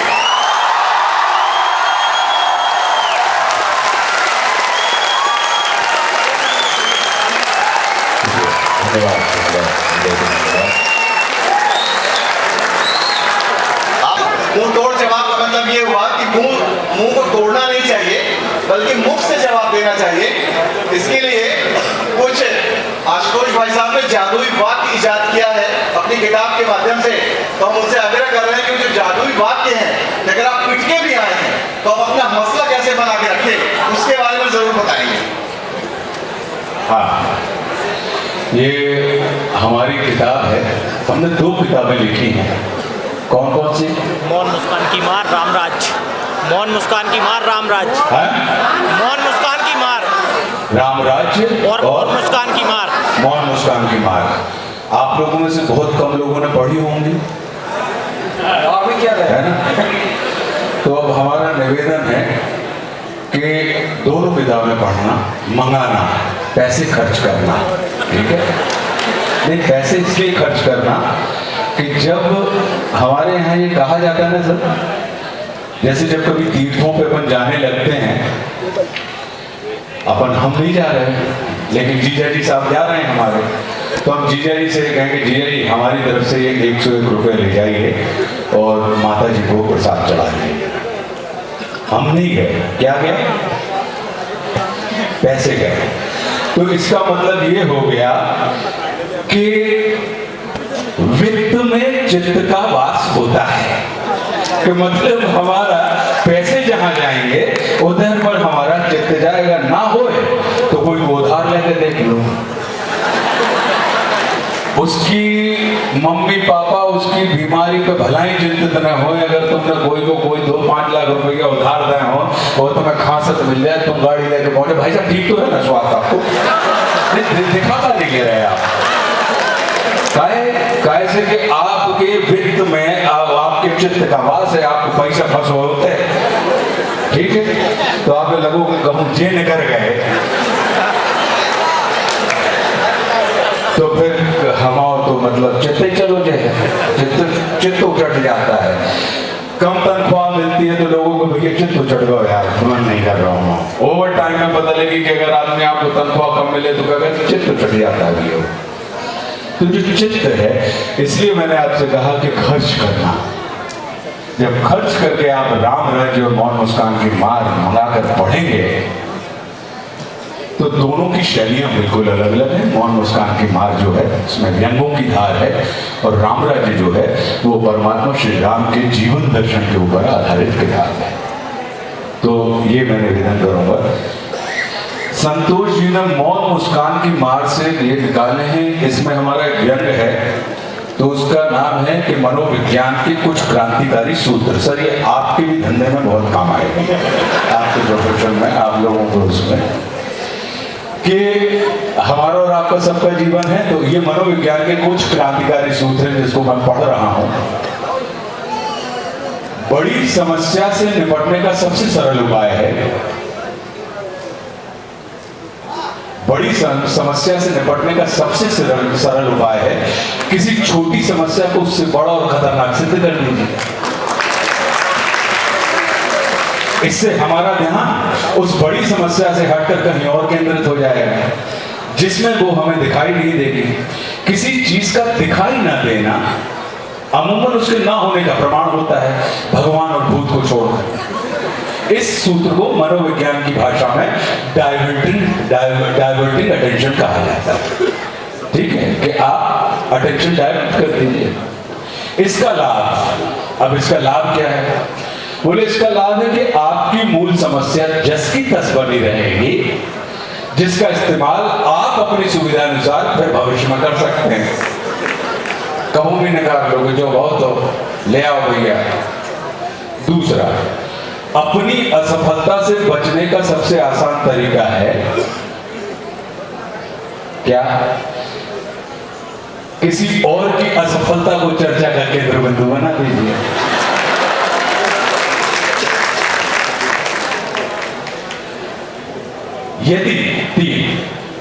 यदि आप परिवार में कोई आपकी वर्तमान कार्य प्रणाली पर सवाल खड़ा करे, ठीक है सर, ये प्रशासनिक सूत्र है। आपका भी चित्त यहां लगा रहे, इसलिए मैंने कह दिया कि यदि परिवार में कोई आपकी वर्तमान कार्य प्रणाली पर सवाल खड़े तो आप उसे संतुष्ट करने का प्रयास मत कीजिए। ठीक है, फिर क्या करें? और ना ही आपको अपनी कार्य प्रणाली में संशोधन करने की आवश्यकता है। आप तो बस होशियारी से अपने दादाजी की कार्य प्रणाली पर प्रश्न चिन्ह लगा दीजिए। घर के 75% लोग वर्तमान की सभी कठिनाइयों का कारण दादाजी को मानते हुए उन्हें दोषी और आपको दया की दृष्टि से देखना शुरू कर देंगे। ठीक। चौथा, यदि आप दबंग और शेर दिल इंसान की छवि होने के बाद भी पड़ोसी से पिटकर आए तो उसको मुंह तोड़ जवाब दीजिए। स्मरण रखिए, मुंह तोड़ का अर्थ मुंह को तोड़ देना नहीं होता है, मुंह से तोड़ देना होता है। मतलब मोह चलाओ तो मुंह बिल्कुल नहीं तोड़ो, मगर इतना मोह चलाओ कि हमने तो उनको बिल्कुल एकदम पटक के, समझे? अच्छा, अब क्या है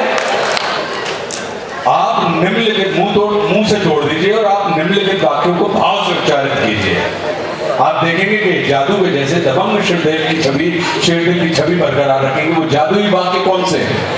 बेटा बिल्कुल बीच के बीच में क्या शिष्टता सीखना है। जब दो आदमी बात कर रहा हूँ, दो आदमी,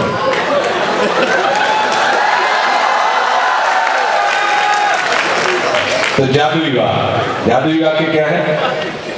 जो मुंह से तोड़ देने का, बेटा जितनी तुम्हारी उम्र है उतनी तुम्हारी कमर है। इतनी गोली चल है कि छरना बीनर करो हो जाए। हमें चिल लो, मार है गामा खजोर है ज्यादा। बेटा सज के आए हो, मनो बज के जे हो। अपने सब बुंदेलखंड के हैं भैया, कान खोल के सुन लो। अब तो गोली चल हम माइयों घर के बीन है। कोका कह रहा सो नहीं रहा। निबुआ समो मिलने हैं तो बीजे नहीं डाल रहा है। ये अपने बुंदेलखंड की कहावत है। ये सब हम और आप करते होंगे। फिर यदि कोई परिजन आपसे व्यवहारिक हित या जमीनी सच्चाई की बात करे और आपको सवालों के घेरे में खड़ा कर दे तो घबराइए नहीं, उसकी बात को भावनात्मक मोड़ दे दीजिए। भावना वो ब्रह्मास्त्र है जो जमीनी सच्चाई को हवा में उड़ाकर उसके कीचड़ बिखेर देती है। भावना ऑलवेज रूल्स ओवर व्यवहार। छठवां, यदि आप घर के मुखिया और किसी कारणवश आप परिवार की प्रगति नहीं कर पा रहे हैं, अपन मुखिया हो गए तो नहीं कर पा रहे हैं मान, या लेट लतीफ का आपके ऊपर आरोप लग रहा है, तो आप निराश मत होइए। एक बार ट्रेन में बैठने के बाद कोई भी यात्री ट्रेन छोड़कर नहीं भागता। रुकी हुई ट्रेन के यात्रियों से अधिक विश्वासी और आशावान संसार में कोई नहीं होता। रुकी हुई ट्रेन के यात्री सबसे अधिक समझदार और एकोमोडेटिंग होते हैं। वे समय बिताने के लिए करना है कुछ काम शुरू करो, अंताक्षरी लेकर प्रभु का नाम, अंताक्षरी खेलते हैं, पत्ते खेलते हैं, एक दूसरे के साथ नाश्ता खाते हैं, अब चलेगी की घोषणा करते हुए वो समय काट लेते हैं। ठीक, फिर आप क्या करें कि सर्वाधिक महत्वपूर्ण बात यह है कि ट्रेन के लेट होने की सूरत में सभी यात्री इसका दोष सिस्टम को देते हैं, इंजन ड्राइवर को नहीं। ये याद रखिए, इंजन ड्राइवर को नहीं। ये आपके लिए सर्वाधिक अनुकूल स्थिति है। इसमें आपकी प्रतिष्ठा की रक्षा यात्री स्वयं करता है। आप भले ही रेल चलाना ना जानते हो, लेकिन आप यात्रियों के शक के दायरे से बाहर रहेंगे, क्योंकि सिस्टम आपकी लायकी और नालायकी का अद्भुत मिश्रण है। ट्रेन का लेट होना इसकी नालायकी है और आपकी नियुक्ति इसके लायक होने का प्रमाण। सो आप आनंद करो, बीच बीच में बस हॉर्न बजाते जाइए, इससे यात्रियों का उत्साह बना रहेगा। यदि आप शिकार किए बिना बेहतरीन जांबाज शिकारी के नाम से विख्यात हैं और आपकी प्रतिष्ठा खतरे में पड़ गई है, तो इस नियम को अच्छे से याद करिए। क्या? यदि अच्छे शिकारी किसी कारणवश शेर का शिकार नहीं कर पाते, तो पहले वो गीदड़ को शेर बनाकर प्रतिष्ठित करते हैं, फिर गीदड़ को शेर की मौत मारते हैं। इससे उनके श्रेष्ठतम शिकारी होने की प्रतिष्ठा बची रहती है, क्योंकि वे सत्य को भली भांति जानते हैं कि संसार ये देखकर प्रभावित नहीं होता कि शिकारी ने कैसे शिकार किया, बल्कि संसार इस बात को स्मरण में रखता है कि शिकारी ने किसका शिकार किया। शेर को गीदड़ की मौत मारना यदि आपको महानतम शिकारी की प्रतिष्ठा देता है, तो गीदड़ को गीदड़ की मौत मारना आपकी प्रतिष्ठा को धूमिल कर देता है, उन्हें आपको नीचे के स्तर पर खड़ा देता है। अब स्मरण रखने योग्य जो वाक्य हैं वो क्या है कि यदि आप शेर हैं तो गीदड़ से मत उलझिए, इससे आपकी प्रतिष्ठा को खतरा है। यदि आप शेर हैं तब भी शेर से मत उलझिए, इससे आपकी जान को खतरा है। एक अंतिम मनोवैज्ञानिक सत्य जिसका पालन आपके लिए कल्याणकारी होगा, वो क्या है? आजकल व्यक्ति के कद का अंदाजा उसके दोस्तों को देखकर नहीं, उसके दुश्मनों को देखकर लगाया जाता है। जितना बड़ा आपका दुश्मन उतने बड़े आप। इसलिए अपने से छोटे आदमी को अपना दुश्मन मत बनाइए, इससे वो छोटा आदमी बड़ा हो जाएगा और आप बड़े होते हुए भी बहुत छोटे इंसान की ख्याति को प्राप्त करेंगे। इसी शिक्षा अभी मतलब डॉक्टर हनी सिंह गौर विश्वविद्यालय में जब पढ़ाई के लिए थे, उसकी स्टोरी देखिए, मेरा हमेशा से शुरू से ये मानना रहा है कि अब आप अपने कपड़ा सिलवाओ, फिर उनको प्रेस करवाओ, धुलवाओ। आप विश्वविद्यालय में पढ़ने के लिए आए हैं तो आप अपना समय उसमें खर्च करेंगे इन सब चीज़ों में। तो मैं ये मान के चलता था कि हमारे हॉस्टल में रहने वाले हर विद्यार्थी एक हिसाब से कुछ विद्यार्थी सामान्य कदकाठी के होते थे, तो जब उनने सिलवाया है, उनने धुलवाया है और उन्होंने प्रेस करवा के रखा हुआ है, तो मैं जाता था अपने रूम से निकल के जिसके भी रूम में लगा के अच्छा आज ब्लू शर्ट अच्छी है, तो मैंने वो पहनी और अपनी वो वाली शर्ट पता नहीं वो किसकी थी, तो हो सकता है कि वो ललित भैया की शर्ट हो। हम जहाँ से ब्लू शर्ट पहनते थे वहां पे हमने वो शर्ट उतारी और हम आगे बढ़ गए। अब ये उनका सरदर्द है जिनकी वो शर्ट थी। और जो आदमी अपनी शर्ट का ध्यान नहीं रख सकता उसको ढूंढना चाहिए ना कि वो कहां पर है। अब वो हमसे पूछने लगे कि आप हमारी शर्ट ले गए थे। हम आपसे पूछ के तो नहीं ले गए थे, हम आपसे बिना पूछे ले गए थे, तो आप हमसे क्यों पूछ रहे हैं कि वो शर्ट कहाँ है? अगर पूछ के ले गए होते, इसमें बताइए ये व्यवहार नीति है कि नहीं? इनको इस बात का दर्द है क्योंकि इनकी एक नीली शर्ट जो है वो आज तक नहीं मिली और जो उनकी बड़ी प्रिय शर्ट थी, और समस्या ये है कि उस नीली शर्ट को मतलब जिनसे ये प्रेम करते थे उस लड़के ने उनको गिफ्ट किया। अब वो मेरा ये मानना है कि प्रेम की चीजें संभाल कर नहीं रखी जाती।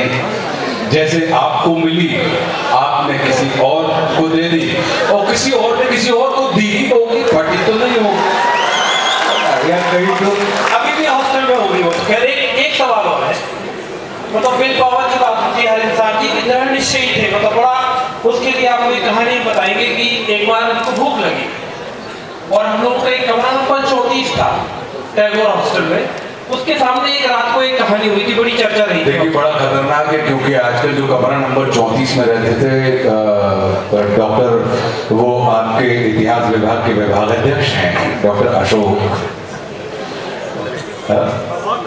वर्धान। डॉक्टर अशोक वर्धान अब नहीं है, अभी भी है नहीं, मगर मैडम कह रहे हैं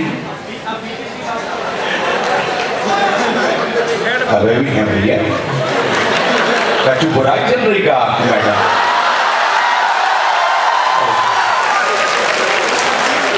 आप इतिहास में हो?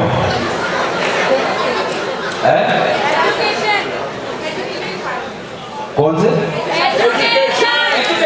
एजुकेशन में। हाँ, बाजू बाजू वही तो है, यही से थोड़ी बहुत ठंडी कहलाई नहीं तो भाई वो थे, वो अच्छा इतना स्वादिष्ट भोजन बनाते थे, इतना स्वादिष्ट भोजन बनाते थे कि हम लोगों को लगता था कि यार एक आदमी इतना स्वादिष्ट भोजन बना रहा है तो हमको क्यों प्रयास करना चाहिए यार, हमारे बड़े। और उसके चक्कर में अशोक है तो नहीं यहाँ पे? अच्छा, अशोक को गाते वाते बनता नहीं था लेकिन उनको गाने का बड़ा शौक था, तो उसके चक्कर में हम मतलब वाह क्या बहुत क्योंकि हमारी उसमें मतलब बिल्कुल रुचि नहीं थी कि आप क्या गा रहे हैं, हम तो ये इसमें रुचि थी कि आप क्या बना रहे हैं, क्योंकि अब आप हम सुनेंगे तो आपको सुनना पड़ेगा, तो हम हमारा वाह बहुत बढ़िया डॉक्टर, कमाल है, बहुत अच्छा कर रहे हैं।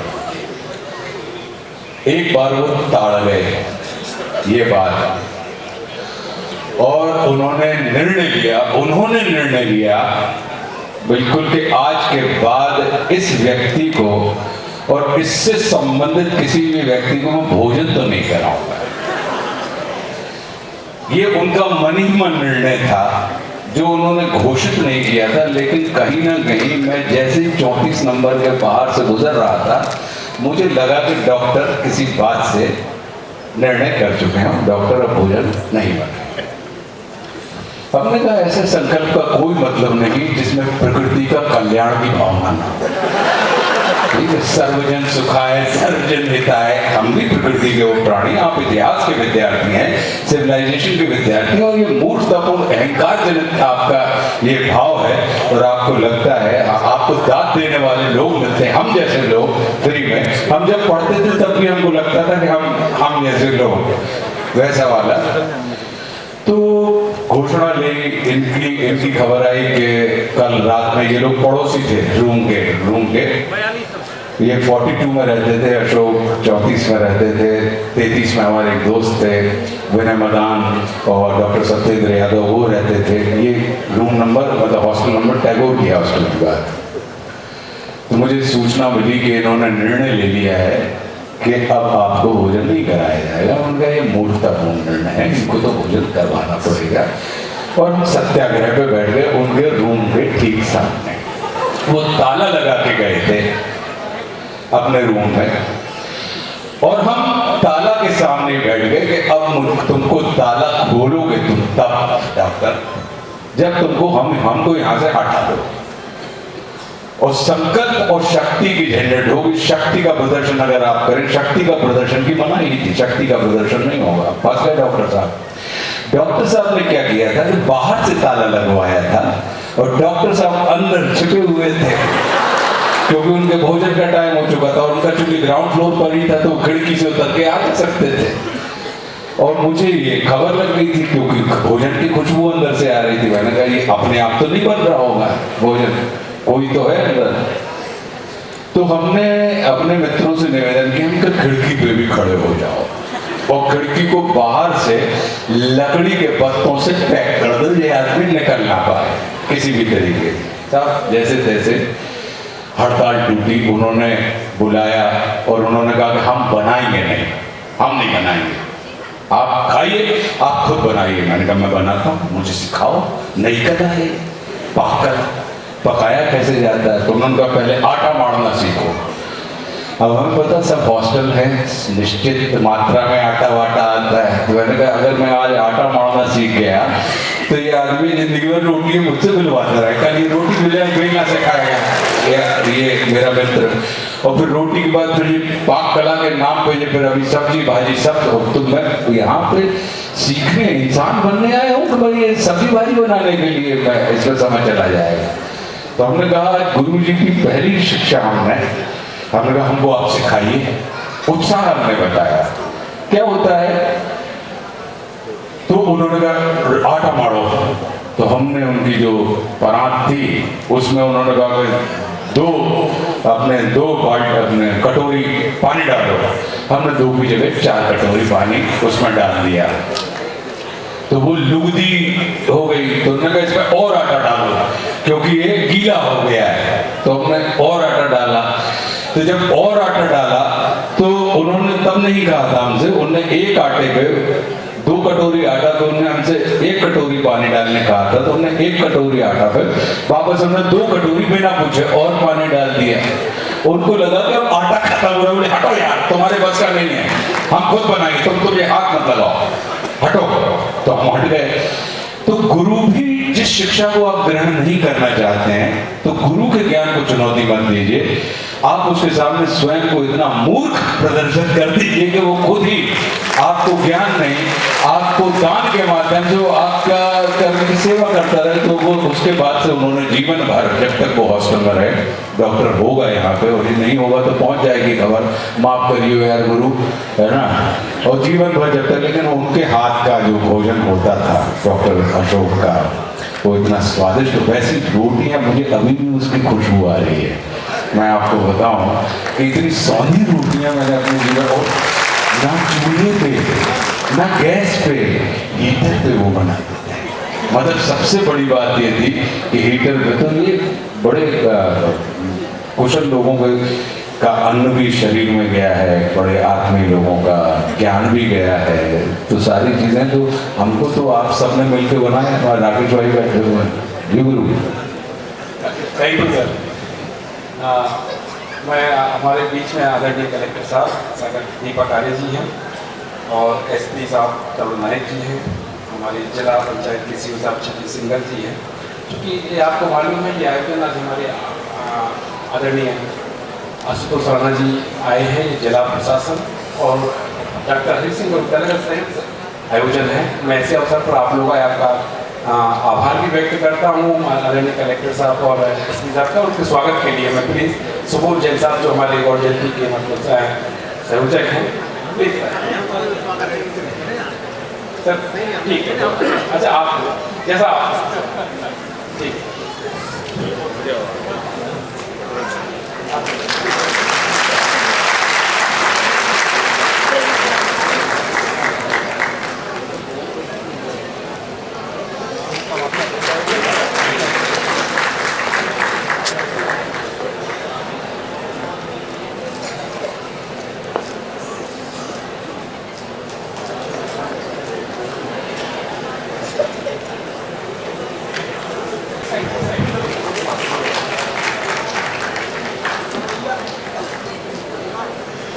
एक दो सवाल बॉलीवुड से, इसलिए कि अब आप बच्चों के भी सवाल लेने हैं।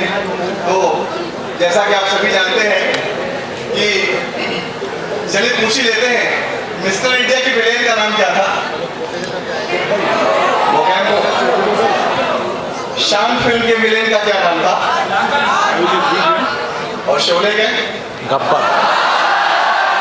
आपने देखा कि जितने विलेन थे, और जब भाई साहब दुश्मन फिल्म पे पोस्टमैन के रूप में विलेन बने, मुझे नहीं मालूम कि तनुजा चंद्र जी ने उनसे क्या कहा कि एक पोस्टमैन भी विलेन बन सकता है गोकुल पंडित के नाम पे।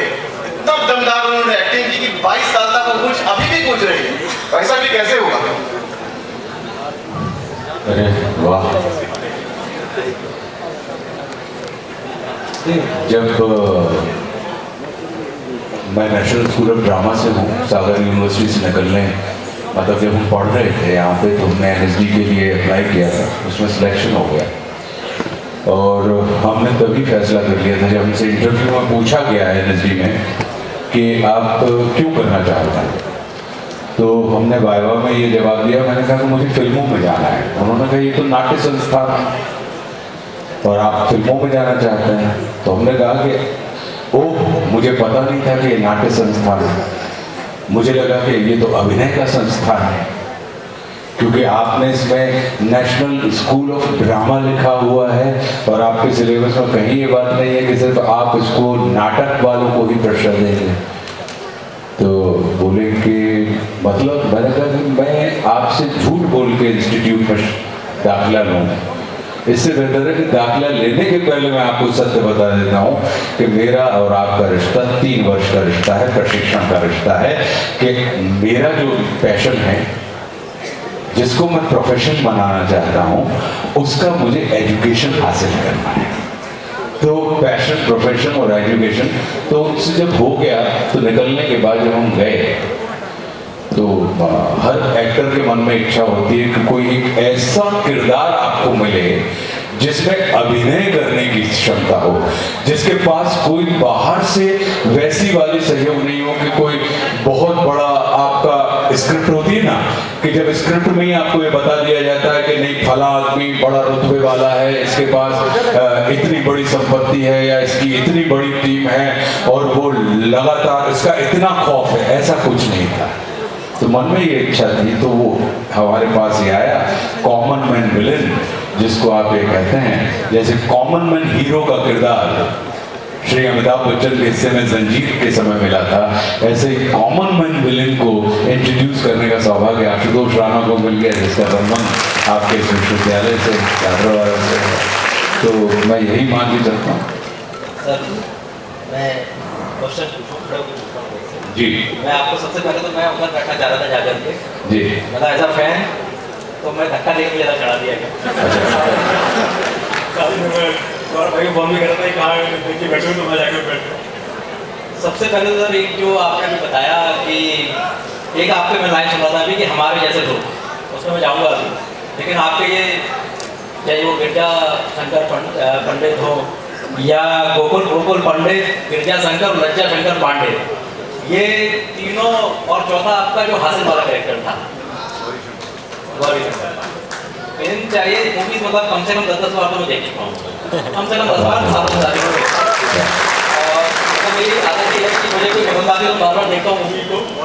अथवा तो ये वाले मैं बाकी सब लोगों को भी बोला कि भाई ये कुछ ऐसे कैरेक्टर्स हैं और जो कुछ ऐसी एक्टिंग है जिनको हम लोग देख पाते हैं। तो एक तो मैं आप चाहूँगा, डिमांड कर देता हूँ मैं इस समय, जो युवा वाला जो डायलॉग जो था हासिल का, वो एक बार हम लोग सुनना चाहेंगे फिर से। मैं पूरा दूसरा, जैसा अपना हमारे जैसे लोग, मैं उससे कनेक्ट करके देख रहा था अभी कि जैसे आपने सुनाया कि भाई एक शर्ट होती थी जिसको हम लोग पहनते थे और वो सारी चीज़ हम लोग हॉस्टल में जब रहते हैं, शेयरिंग वाली हमारी आदत होती है। मैं भी पूरे समय 6th क्लास से लेकर के बाकी पूरे समय तक हॉस्टल में रहा हूँ आईएएस बनने से पहले, और अकेडमी भी हमारी काइंड ऑफ हॉस्टल ही होती है। तो पूरा जीवन 5वीं क्लास के बाद से हॉस्टल में ही। तो वो जो है एक आपके जैसे लोग वाला जो आपने बताया, तो हम लोग आपके जैसे उस वाले लोगों में अपने आप को जोड़ रहे हैं। क्या बात है। और एक जब वो वीर रस का जब कभी होता है और वो जब प्रेम रसी कविता गाते हैं तो एक अलग मजा आता है। तो एक तो वो लज्जा शंकर वाला युवा वाला डायलॉग, एक दूसरा वो जो रेणुका मैम को जो आपने एक पत्र लिखा था और उसका जो पोयम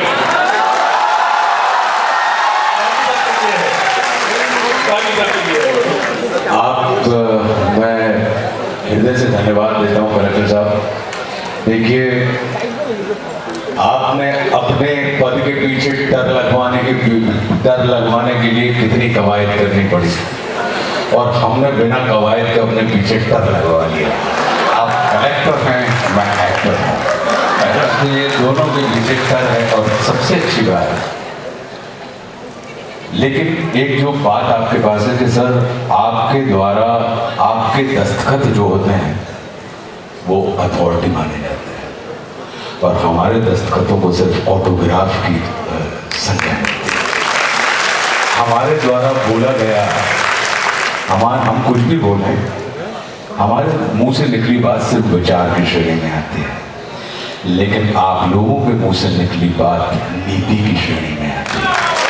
और कोई भी राष्ट्र जो है वो विचारों से नहीं, नीतियों से बनता है। तो मैं आपसे निवेदन करूंगा कि अगर आनंद इस बात का है कि आप जिस पद पर हैं वो नीति नियंता के पद पर है। एक उसी नीति नियंता से विनम्रता पूर्वक, जो कि परिवार में खड़े हैं, तो सिनेमा तो बाजार की बात है, तो आपकी दो इच्छाओं की पूर्ति हम करना ही है, क्योंकि परिवार में परिवार की बात होनी चाहिए। रेणुका जी के साथ हमने, आपके भाई ने, आपके मित्र ने, आपके बड़े ने, छोटे ने, आपके विद्यार्थी ने किस तरीके से किसी अपनी जीवन, जो मेरी धर्मपत्नी है आज की तारीख में, उनको प्रभावित करने के लिए किस तरीके की भाषा का, भाव का इस्तेमाल किया या कैसे उनको किया, वो तो मैं सुनाऊंगा क्योंकि वो परिवार की बात है। लेकिन गौरी शंकर पांडे का हासिल वाला किरदार, वो क्योंकि मैंने आज तक कभी भी ऐसे मंचों के ऊपर अपनी सिनेमा के किरदारों को, सिनेमा के डायलॉगों को नहीं सुनाया है। मैं क्योंकि वो डायलॉग तो हम बेचकर खरीद सकते हैं, सीडी है, यूट्यूब है, उस पर सुन लें। जैसे ही आप जिस चीज को बेचा खरीदा जा सके वो चीज वस्तु हो जाती है, लेकिन जिस चीज को बांटा जा सके वो व्यक्ति रहती है। और बांटने का संबंध परिवार से होता है और खरीदने का संबंध बाजार से होता है। तो आप मुझे बताएं, मुझे बाजार बनाना है, वस्तु बनाना है या व्यक्ति रहने देना? और धन्यवाद।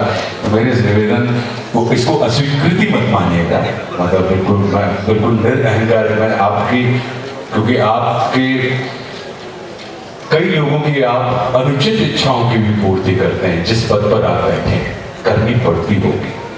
अनुचित मतलब ऐसा नहीं कि कोई अनीतिपूर्ण काम, लेकिन आपको ये लगता होगा कि ये यार जबरदस्ती में ये बाल भारती के साथ कुंजी खरीदवा रहे हैं आप, लेकिन अब चलो खरीद दो। लेकिन उसके बाद ऐसे व्यक्ति जब आग्रह करें, और खास करके जिन्होंने एक दर्शक के रूप में आपको पसंद किया हो, तो वो जो पत्र है कि प्रिय लेखक नीचे लिख दो नाम तुम्हारा, प्रिय लेखक नीचे लिख दो नाम तुम्हारा, कुछ जगह बीच में छोड़ नीचे लिख दो सदा तुम्हारा। और लिखा बीच में क्या, ये तुमको पढ़ना है। लिखा बीच में क्या, ये तुमको पढ़ना है।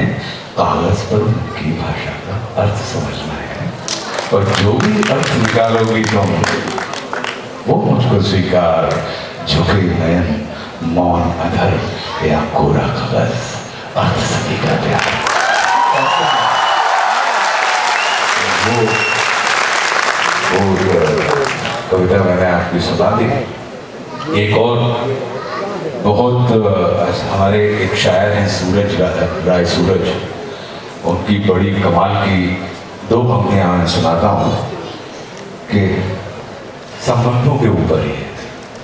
ये आप सब अपने अपने मित्रों को, अपने अपने पति या अपनी अपनी पत्नियों, जिनके भी साथ आपका आत्मिक रिश्ता, उनके साथ आप ये साझा कर सकते हैं कि हक से, जिद से और लाड़ से लड़ते रहना। हक से, जिद से और लाड़ से लड़ते रहना, उंगली के पोरों से अक्षर गढ़ते रहना, और खत में भेज दिया है तुमको कोरा कागज, और जो भी जैसा भी दिलाए पढ़ते रहना।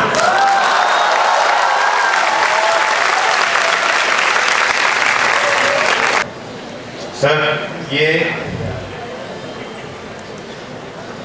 एक सवाल, जब सवाल पूछती तो कम आप मुझसे सवाल थोड़े घबराहट भी पैदा करने चाहिए। सर आप जैसा कह रहे थे अभी कि आपके और कवि साहब के दोनों के पीछे डर लगा हुआ है, लेकिन जितनी मेहनत उन्होंने की है उतनी ही मेहनत आपने की है आज उस मुकाम में पहुंचने के लिए। और नीति और विचार एक सिक्के के दोनों पहलू हैं। नीति से विचार बनता है और विचार से ही नीति तय होती है। तो सर आप परिवार की बात कर रहे हैं सर, इसी बात पे सर मैं आपसे एक आग्रह करना चाहूँगा कि आपने अभी साहब के आग्रह पे जो रेणुका मैम के लिए लिखी आपने उसको सुनाया, माँ बाबू जी के ऊपर जो कविताएं लिखी हैं उसकी कुछ लाइनें सर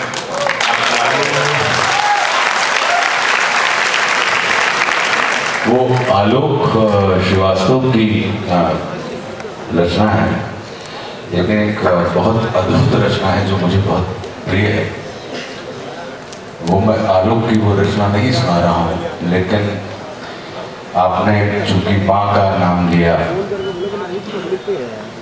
तो एक बड़ी अद्भुत रचना है जो मुझे बड़ी प्रिय है। और यहाँ पे हमारे और आपके सबके जीवन में अगर हम और आपका जो अस्तित्व कायम है, तो हमारी जो मूल निर्माता है, हमारी नियंत्रक है, हमारी नियंता है, वो माँ है। संसार में जितने भी ग्रह होते हैं वो पुल्लिंग होता है, लेकिन पृथ्वी ही एकमात्र ग्रह है जो स्त्रीलिंग है, क्योंकि उसके ऊपर जीवन है। तो हमारे आपके हम कितने ही बड़े बड़े लोग हो जाएं, लेकिन देखें कि परमात्मा को भी जन्म लेने के लिए माँ का सहारा लेना पड़ा। तो चाहे आत्मा हो, महात्मा हो या परमात्मा हो, ये जब तक इनमें माँ नहीं होता है तो ये अपनी पूर्णता प्राप्त नहीं कर सकते हैं। ऐसा तो जो घटना मुझे बहुत प्रिय है कि मुक्त पवन सा मनमो जीवन, जीवन का आनंद कहाँ है। मुक्त पवन सा मनमो जीवन, जीवन का आनंद कहाँ है। और जहां प्यार से बेटा कह के चलती से लेकर माँ है, माँ जिस पर रूझी को चूमा वही सलोना राम हो गया। माँ जिस पर रीझी मुख चूमा, वही सलोना राम हो गया, और जिसकी अलग सवार टिटोना लगा दिया घनश्याम हो गया। और जिन्हें बांस के धनुष सनोन के तीरों से खेल खिलाए, वही जगत में अर्जुन जैसे धनुष कुशल धनुषधारी बनाए। और हिमगिरी उखाड़ जो गेंद सरीखा दरे हथेली पर पड़ता था, और अंजन चिपके भुजदंडों में दूध जननी का ही बहता था। मीठे बोल श्रवण कर माने, पुलक अधर जिसके चूमे। इन सबकी माएं हमको और आपको जब सब अपने बचपन में जाइए तो हम देखेंगे कि वो हमारे, हम अगर पापा करके बोल रहे हैं, माँ करके, तो वो चूम लेते थे हमारे उसको, उनके कान सुनते थे जैसे हमारे पहला शब्द निकलता था। तो मीठे बोल श्रवण कर माने, पुलक अधर जिसके चूमे हैं, और तानसेन बन गया कि जिसकी दानों से तानसेन बन गया। तो मां गौ को कह दिया, सभी के शीश झुके चढ़ो। मां तुलसी को कहा, सभी ने श्रद्धा से अपने दृग बीचे। और मां धरती को कहा, हजारों वीर खड़े कट गए विहस कर। और मां गंगा को कहा, नदी का पानी हुआ अमृत से बढ़कर। तो वह अनादि ओंकार वेद भी जिसको नेति नेति कहते हैं, छिपे हुए ब्रह्मांड करोड़ों जिसके कण कण में रहते हैं, होगा वो भगवान किसी का, उसको ही प्रभुता दिखलाए। माता के आगे आना है तो नंगा रोता ही आए। चलत रामचंद्र बाजे पैजनिया। तो अब क्या अंतर है? तो बोले कुपित पिता को देख लाडला धूल नजर से भाग जाता है। माता और पिता का जो भाव, तो कुपित पिता को देख लाडला दूर नजर से भग जाता है। मां मारे तो बचने बच्चा मां से और निकल जाता है। और पिता यदि जड़ है तो मां का प्यार डाल जैसा होता है। फूलों का संबंध जड़ों से अधिक डाल से ही होता है। तो ये मैं कुछ ये आपको मैं वो ये मुझे बड़ी प्रिय लगती है। बाकी आलोक की जो लिखी हुई बाबूजी जो कविता है वो तो यूट्यूब पे और बहुत वायरल, आप लोगों को बहुत पसंद आती है। उनकी माँ पे लिखी हुई कविता है तो वो भी आप लोगों को बहुत पसंद आती है। आपने बता दिया होता तो मैं आलोक को अपने साथ ले आता, क्योंकि अभी हमारे भतीजे की शादी है, उनको राजमार्ग छोड़ के आया हूँ वहाँ पे। ये बता दिया होता तो उनको भी साथ में ले आता मैं यहाँ पे, तो वो आपको सुनाते। लेकिन निश्चित रूप से मैं बहुत धन्यवाद देना चाहूँगा कलेक्टर साहब आपका। मैं गौरव आपका बहुत धन्यवाद देना चाहूँगा। गौरव से रुक गया, ऊपर आओ आप, अभिषेक आ जाओ। कारण ये है कि आपकी इच्छा संतोष जी की इच्छा, लेकिन उस इच्छा को परस्यू करना, उसके पीछे निरंतर पड़े रहते हुए आपको शादी है हमारे परिवार में। और मतलब मैं गिनती के 4 दिन के लिए 3 दिन के लिए आया हूँ, और उसमें से मैं ये जानता था कि जोखिम का काम है, क्योंकि हम लोगों के ऊपर ये आरोप लग जाता है कि तुम समाज के लिए तो भागे भागे करते हो, लेकिन जब परिवार में शादी विवाह होता है तो तुमको हमारे लिए टाइम नहीं मिलता है। तो हमें अपने आप को बचाना पड़ता है। तो इन्होंने बहुत, सिर्फ मुझे ही नहीं, क्योंकि ये हमारे परिवार के बड़े लाडले हैं, तो इन्होंने हमें तो पटा ही लिया, तैयार कर लिया, लेकिन इन्होंने रेणुका जी को भी तैयार किया कि चाची जरा मतलब चाचा 10 मिनट 2 घंटे का तो काम है, वो विश्वविद्यालय का मामला है और आ जाएंगे। और हमारे बड़े भाइयों को भी तैयार कर लिया कि आप, और हमारे बहनोई साहब यहाँ पर बैठे हुए सुरेंद्र सोहाने साहब, इन्हीं के कारण मैं सागर यूनिवर्सिटी आया था। क्योंकि गाडरवारा में जब मैं था तो मैं घर के लिए, परिवार के लिए बड़ा गौन केस था, और जब नई नई शादी हुई थी ऐसे ही मिलने आए थे परिवार में, और अचानक देखा कि मेरे बड़े भाई मुझे बहुत बुरी तरीके से डांट रहे हैं।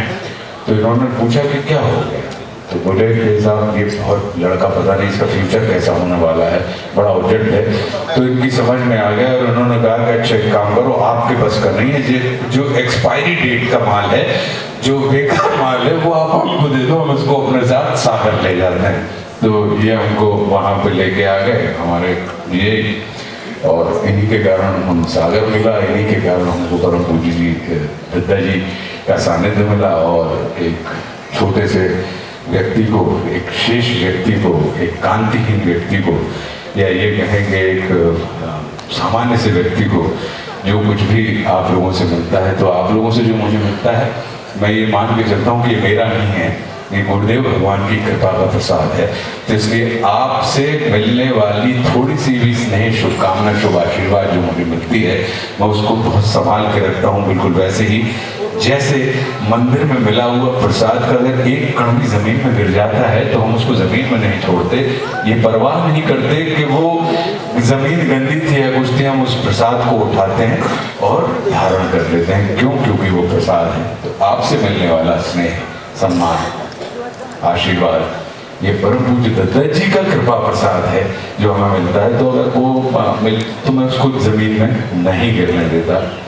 अभिषेक हैं, ये इन्होंने बड़ी मेरा मन बनाने में अभिषेक ने बड़ा योगदान दिया। बोले कि भैया दादा, आप दादा कहते हैं मुझे, वो बोले दादा आप कर लो, बाकी मतलब अपन सब समान है, आप तो आ जाओ और आपको बड़ो सुख मिले। क्या ऐसा ध्यान है कि सागर विश्वविद्यालय में आपकी आत्मा बसती है, तो सबके लिए आप जाते हैं, लेकिन तो आप आ ही जाइए। और बहुत बहुत धन्यवाद कि सच में अमृत बरसा, जो प्रेम, आनंद, जो उत्साह मुझे मिला है, तो ईमानदारी से तो मुझे कलेक्टर साहब आपको माला पहनानी चाहिए, संतोष जी को माला पहनानी चाहिए, गौरव को पहनानी चाहिए, अभिषेक को पहनानी चाहिए, सुनील जी पहनानी चाहिए। हमारे मित्र यहाँ पे बैठे, हमारी यूनिवर्सिटी समय के हमारे, उसके बाद से सोचिए आप कितना खतरनाक रहा होगा सर।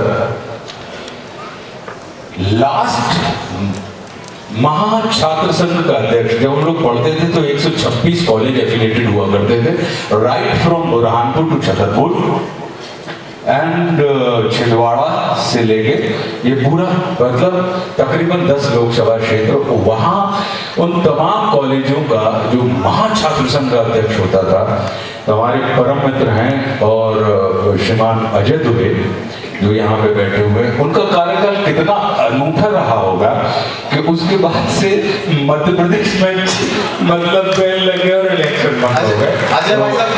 अजय यहाँ पे बैठे हुए, आप इससे अंदाज, इनकी क्षमता का अंदाज लगाइए आप कि इन्होंने उसके बाद से सर मध्य प्रदेश में इलेक्शन ही नहीं हुए, है ना। मतलब कितना विलक्षण, क्योंकि 126 कॉलेज तो आप प्रभावित कर रहे थे।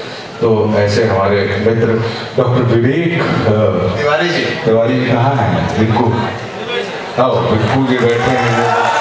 हमारे बिल्कु उन लोगों में से हैं कि आशुतोष तो 91 में चले गए, लेकिन गौर यूथ फोरम के नाम से इन्होंने मतलब जो उस समय की हम लोगों की कल्पना थी और हम लोगों ने संघ बनाया था, इसको विवेक आज तक सर 1991 में चले गए हैं।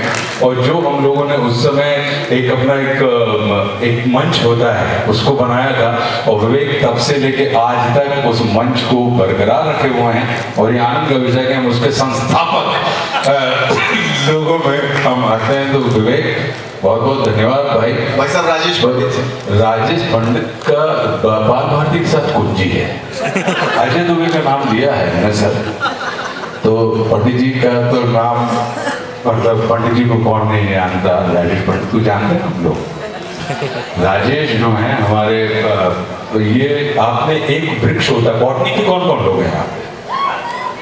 बॉटनी के हैं ना, तो बॉटनी गार्डन है ना अभी भी, उसमें एक पौधा है, उसको अगर आप उंगली टच हो जाए तो क्या होता है? सुर जाए, और तन्नक से हो तो फिर वो बाकी। तो ऐसे ही राजेश का भी स्वभाव छुई की जैसा, कमों से कुरजात, कमों भिकुर जात, कमों अकड़ जात, मतलब कई किस्म की चीजें हैं। तो हमारे बड़े प्रेमी हैं, लेकिन कुछ भी हो, किन्हीं भी परिस्थितियों में हो, हमारे राजेश जो है कभी भी हमारा साथ नहीं छोड़ते हैं। और उनको पता है कि ये गेम प्रकार की जो चीज़ है। आदरणीय सुरेश भाई साहब यहाँ आए तो मेरा बड़ा मन था उनके साथ बातचीत करने का, और मैं आपसे संतोष जी से मैं निवेदन करूंगा, अभी नहीं,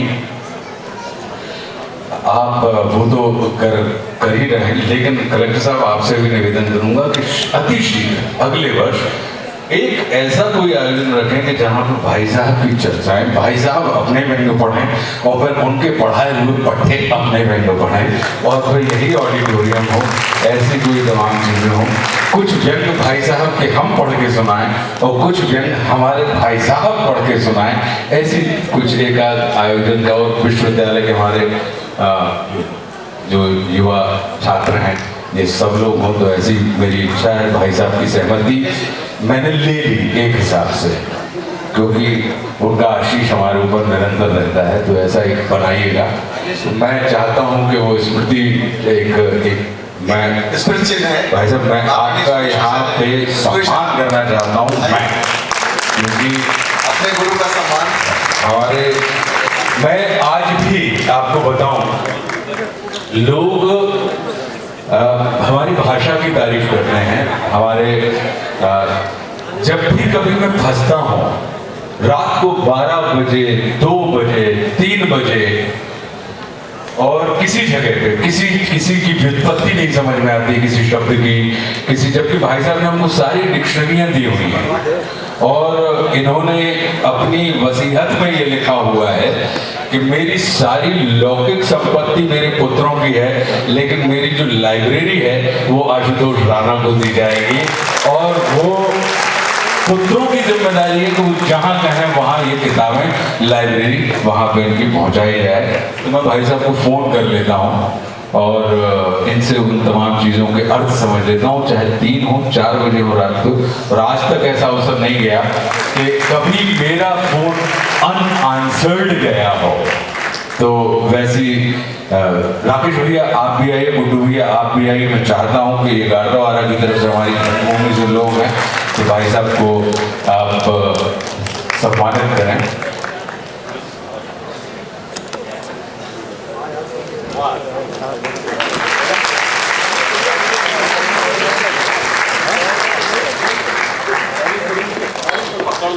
Thank you.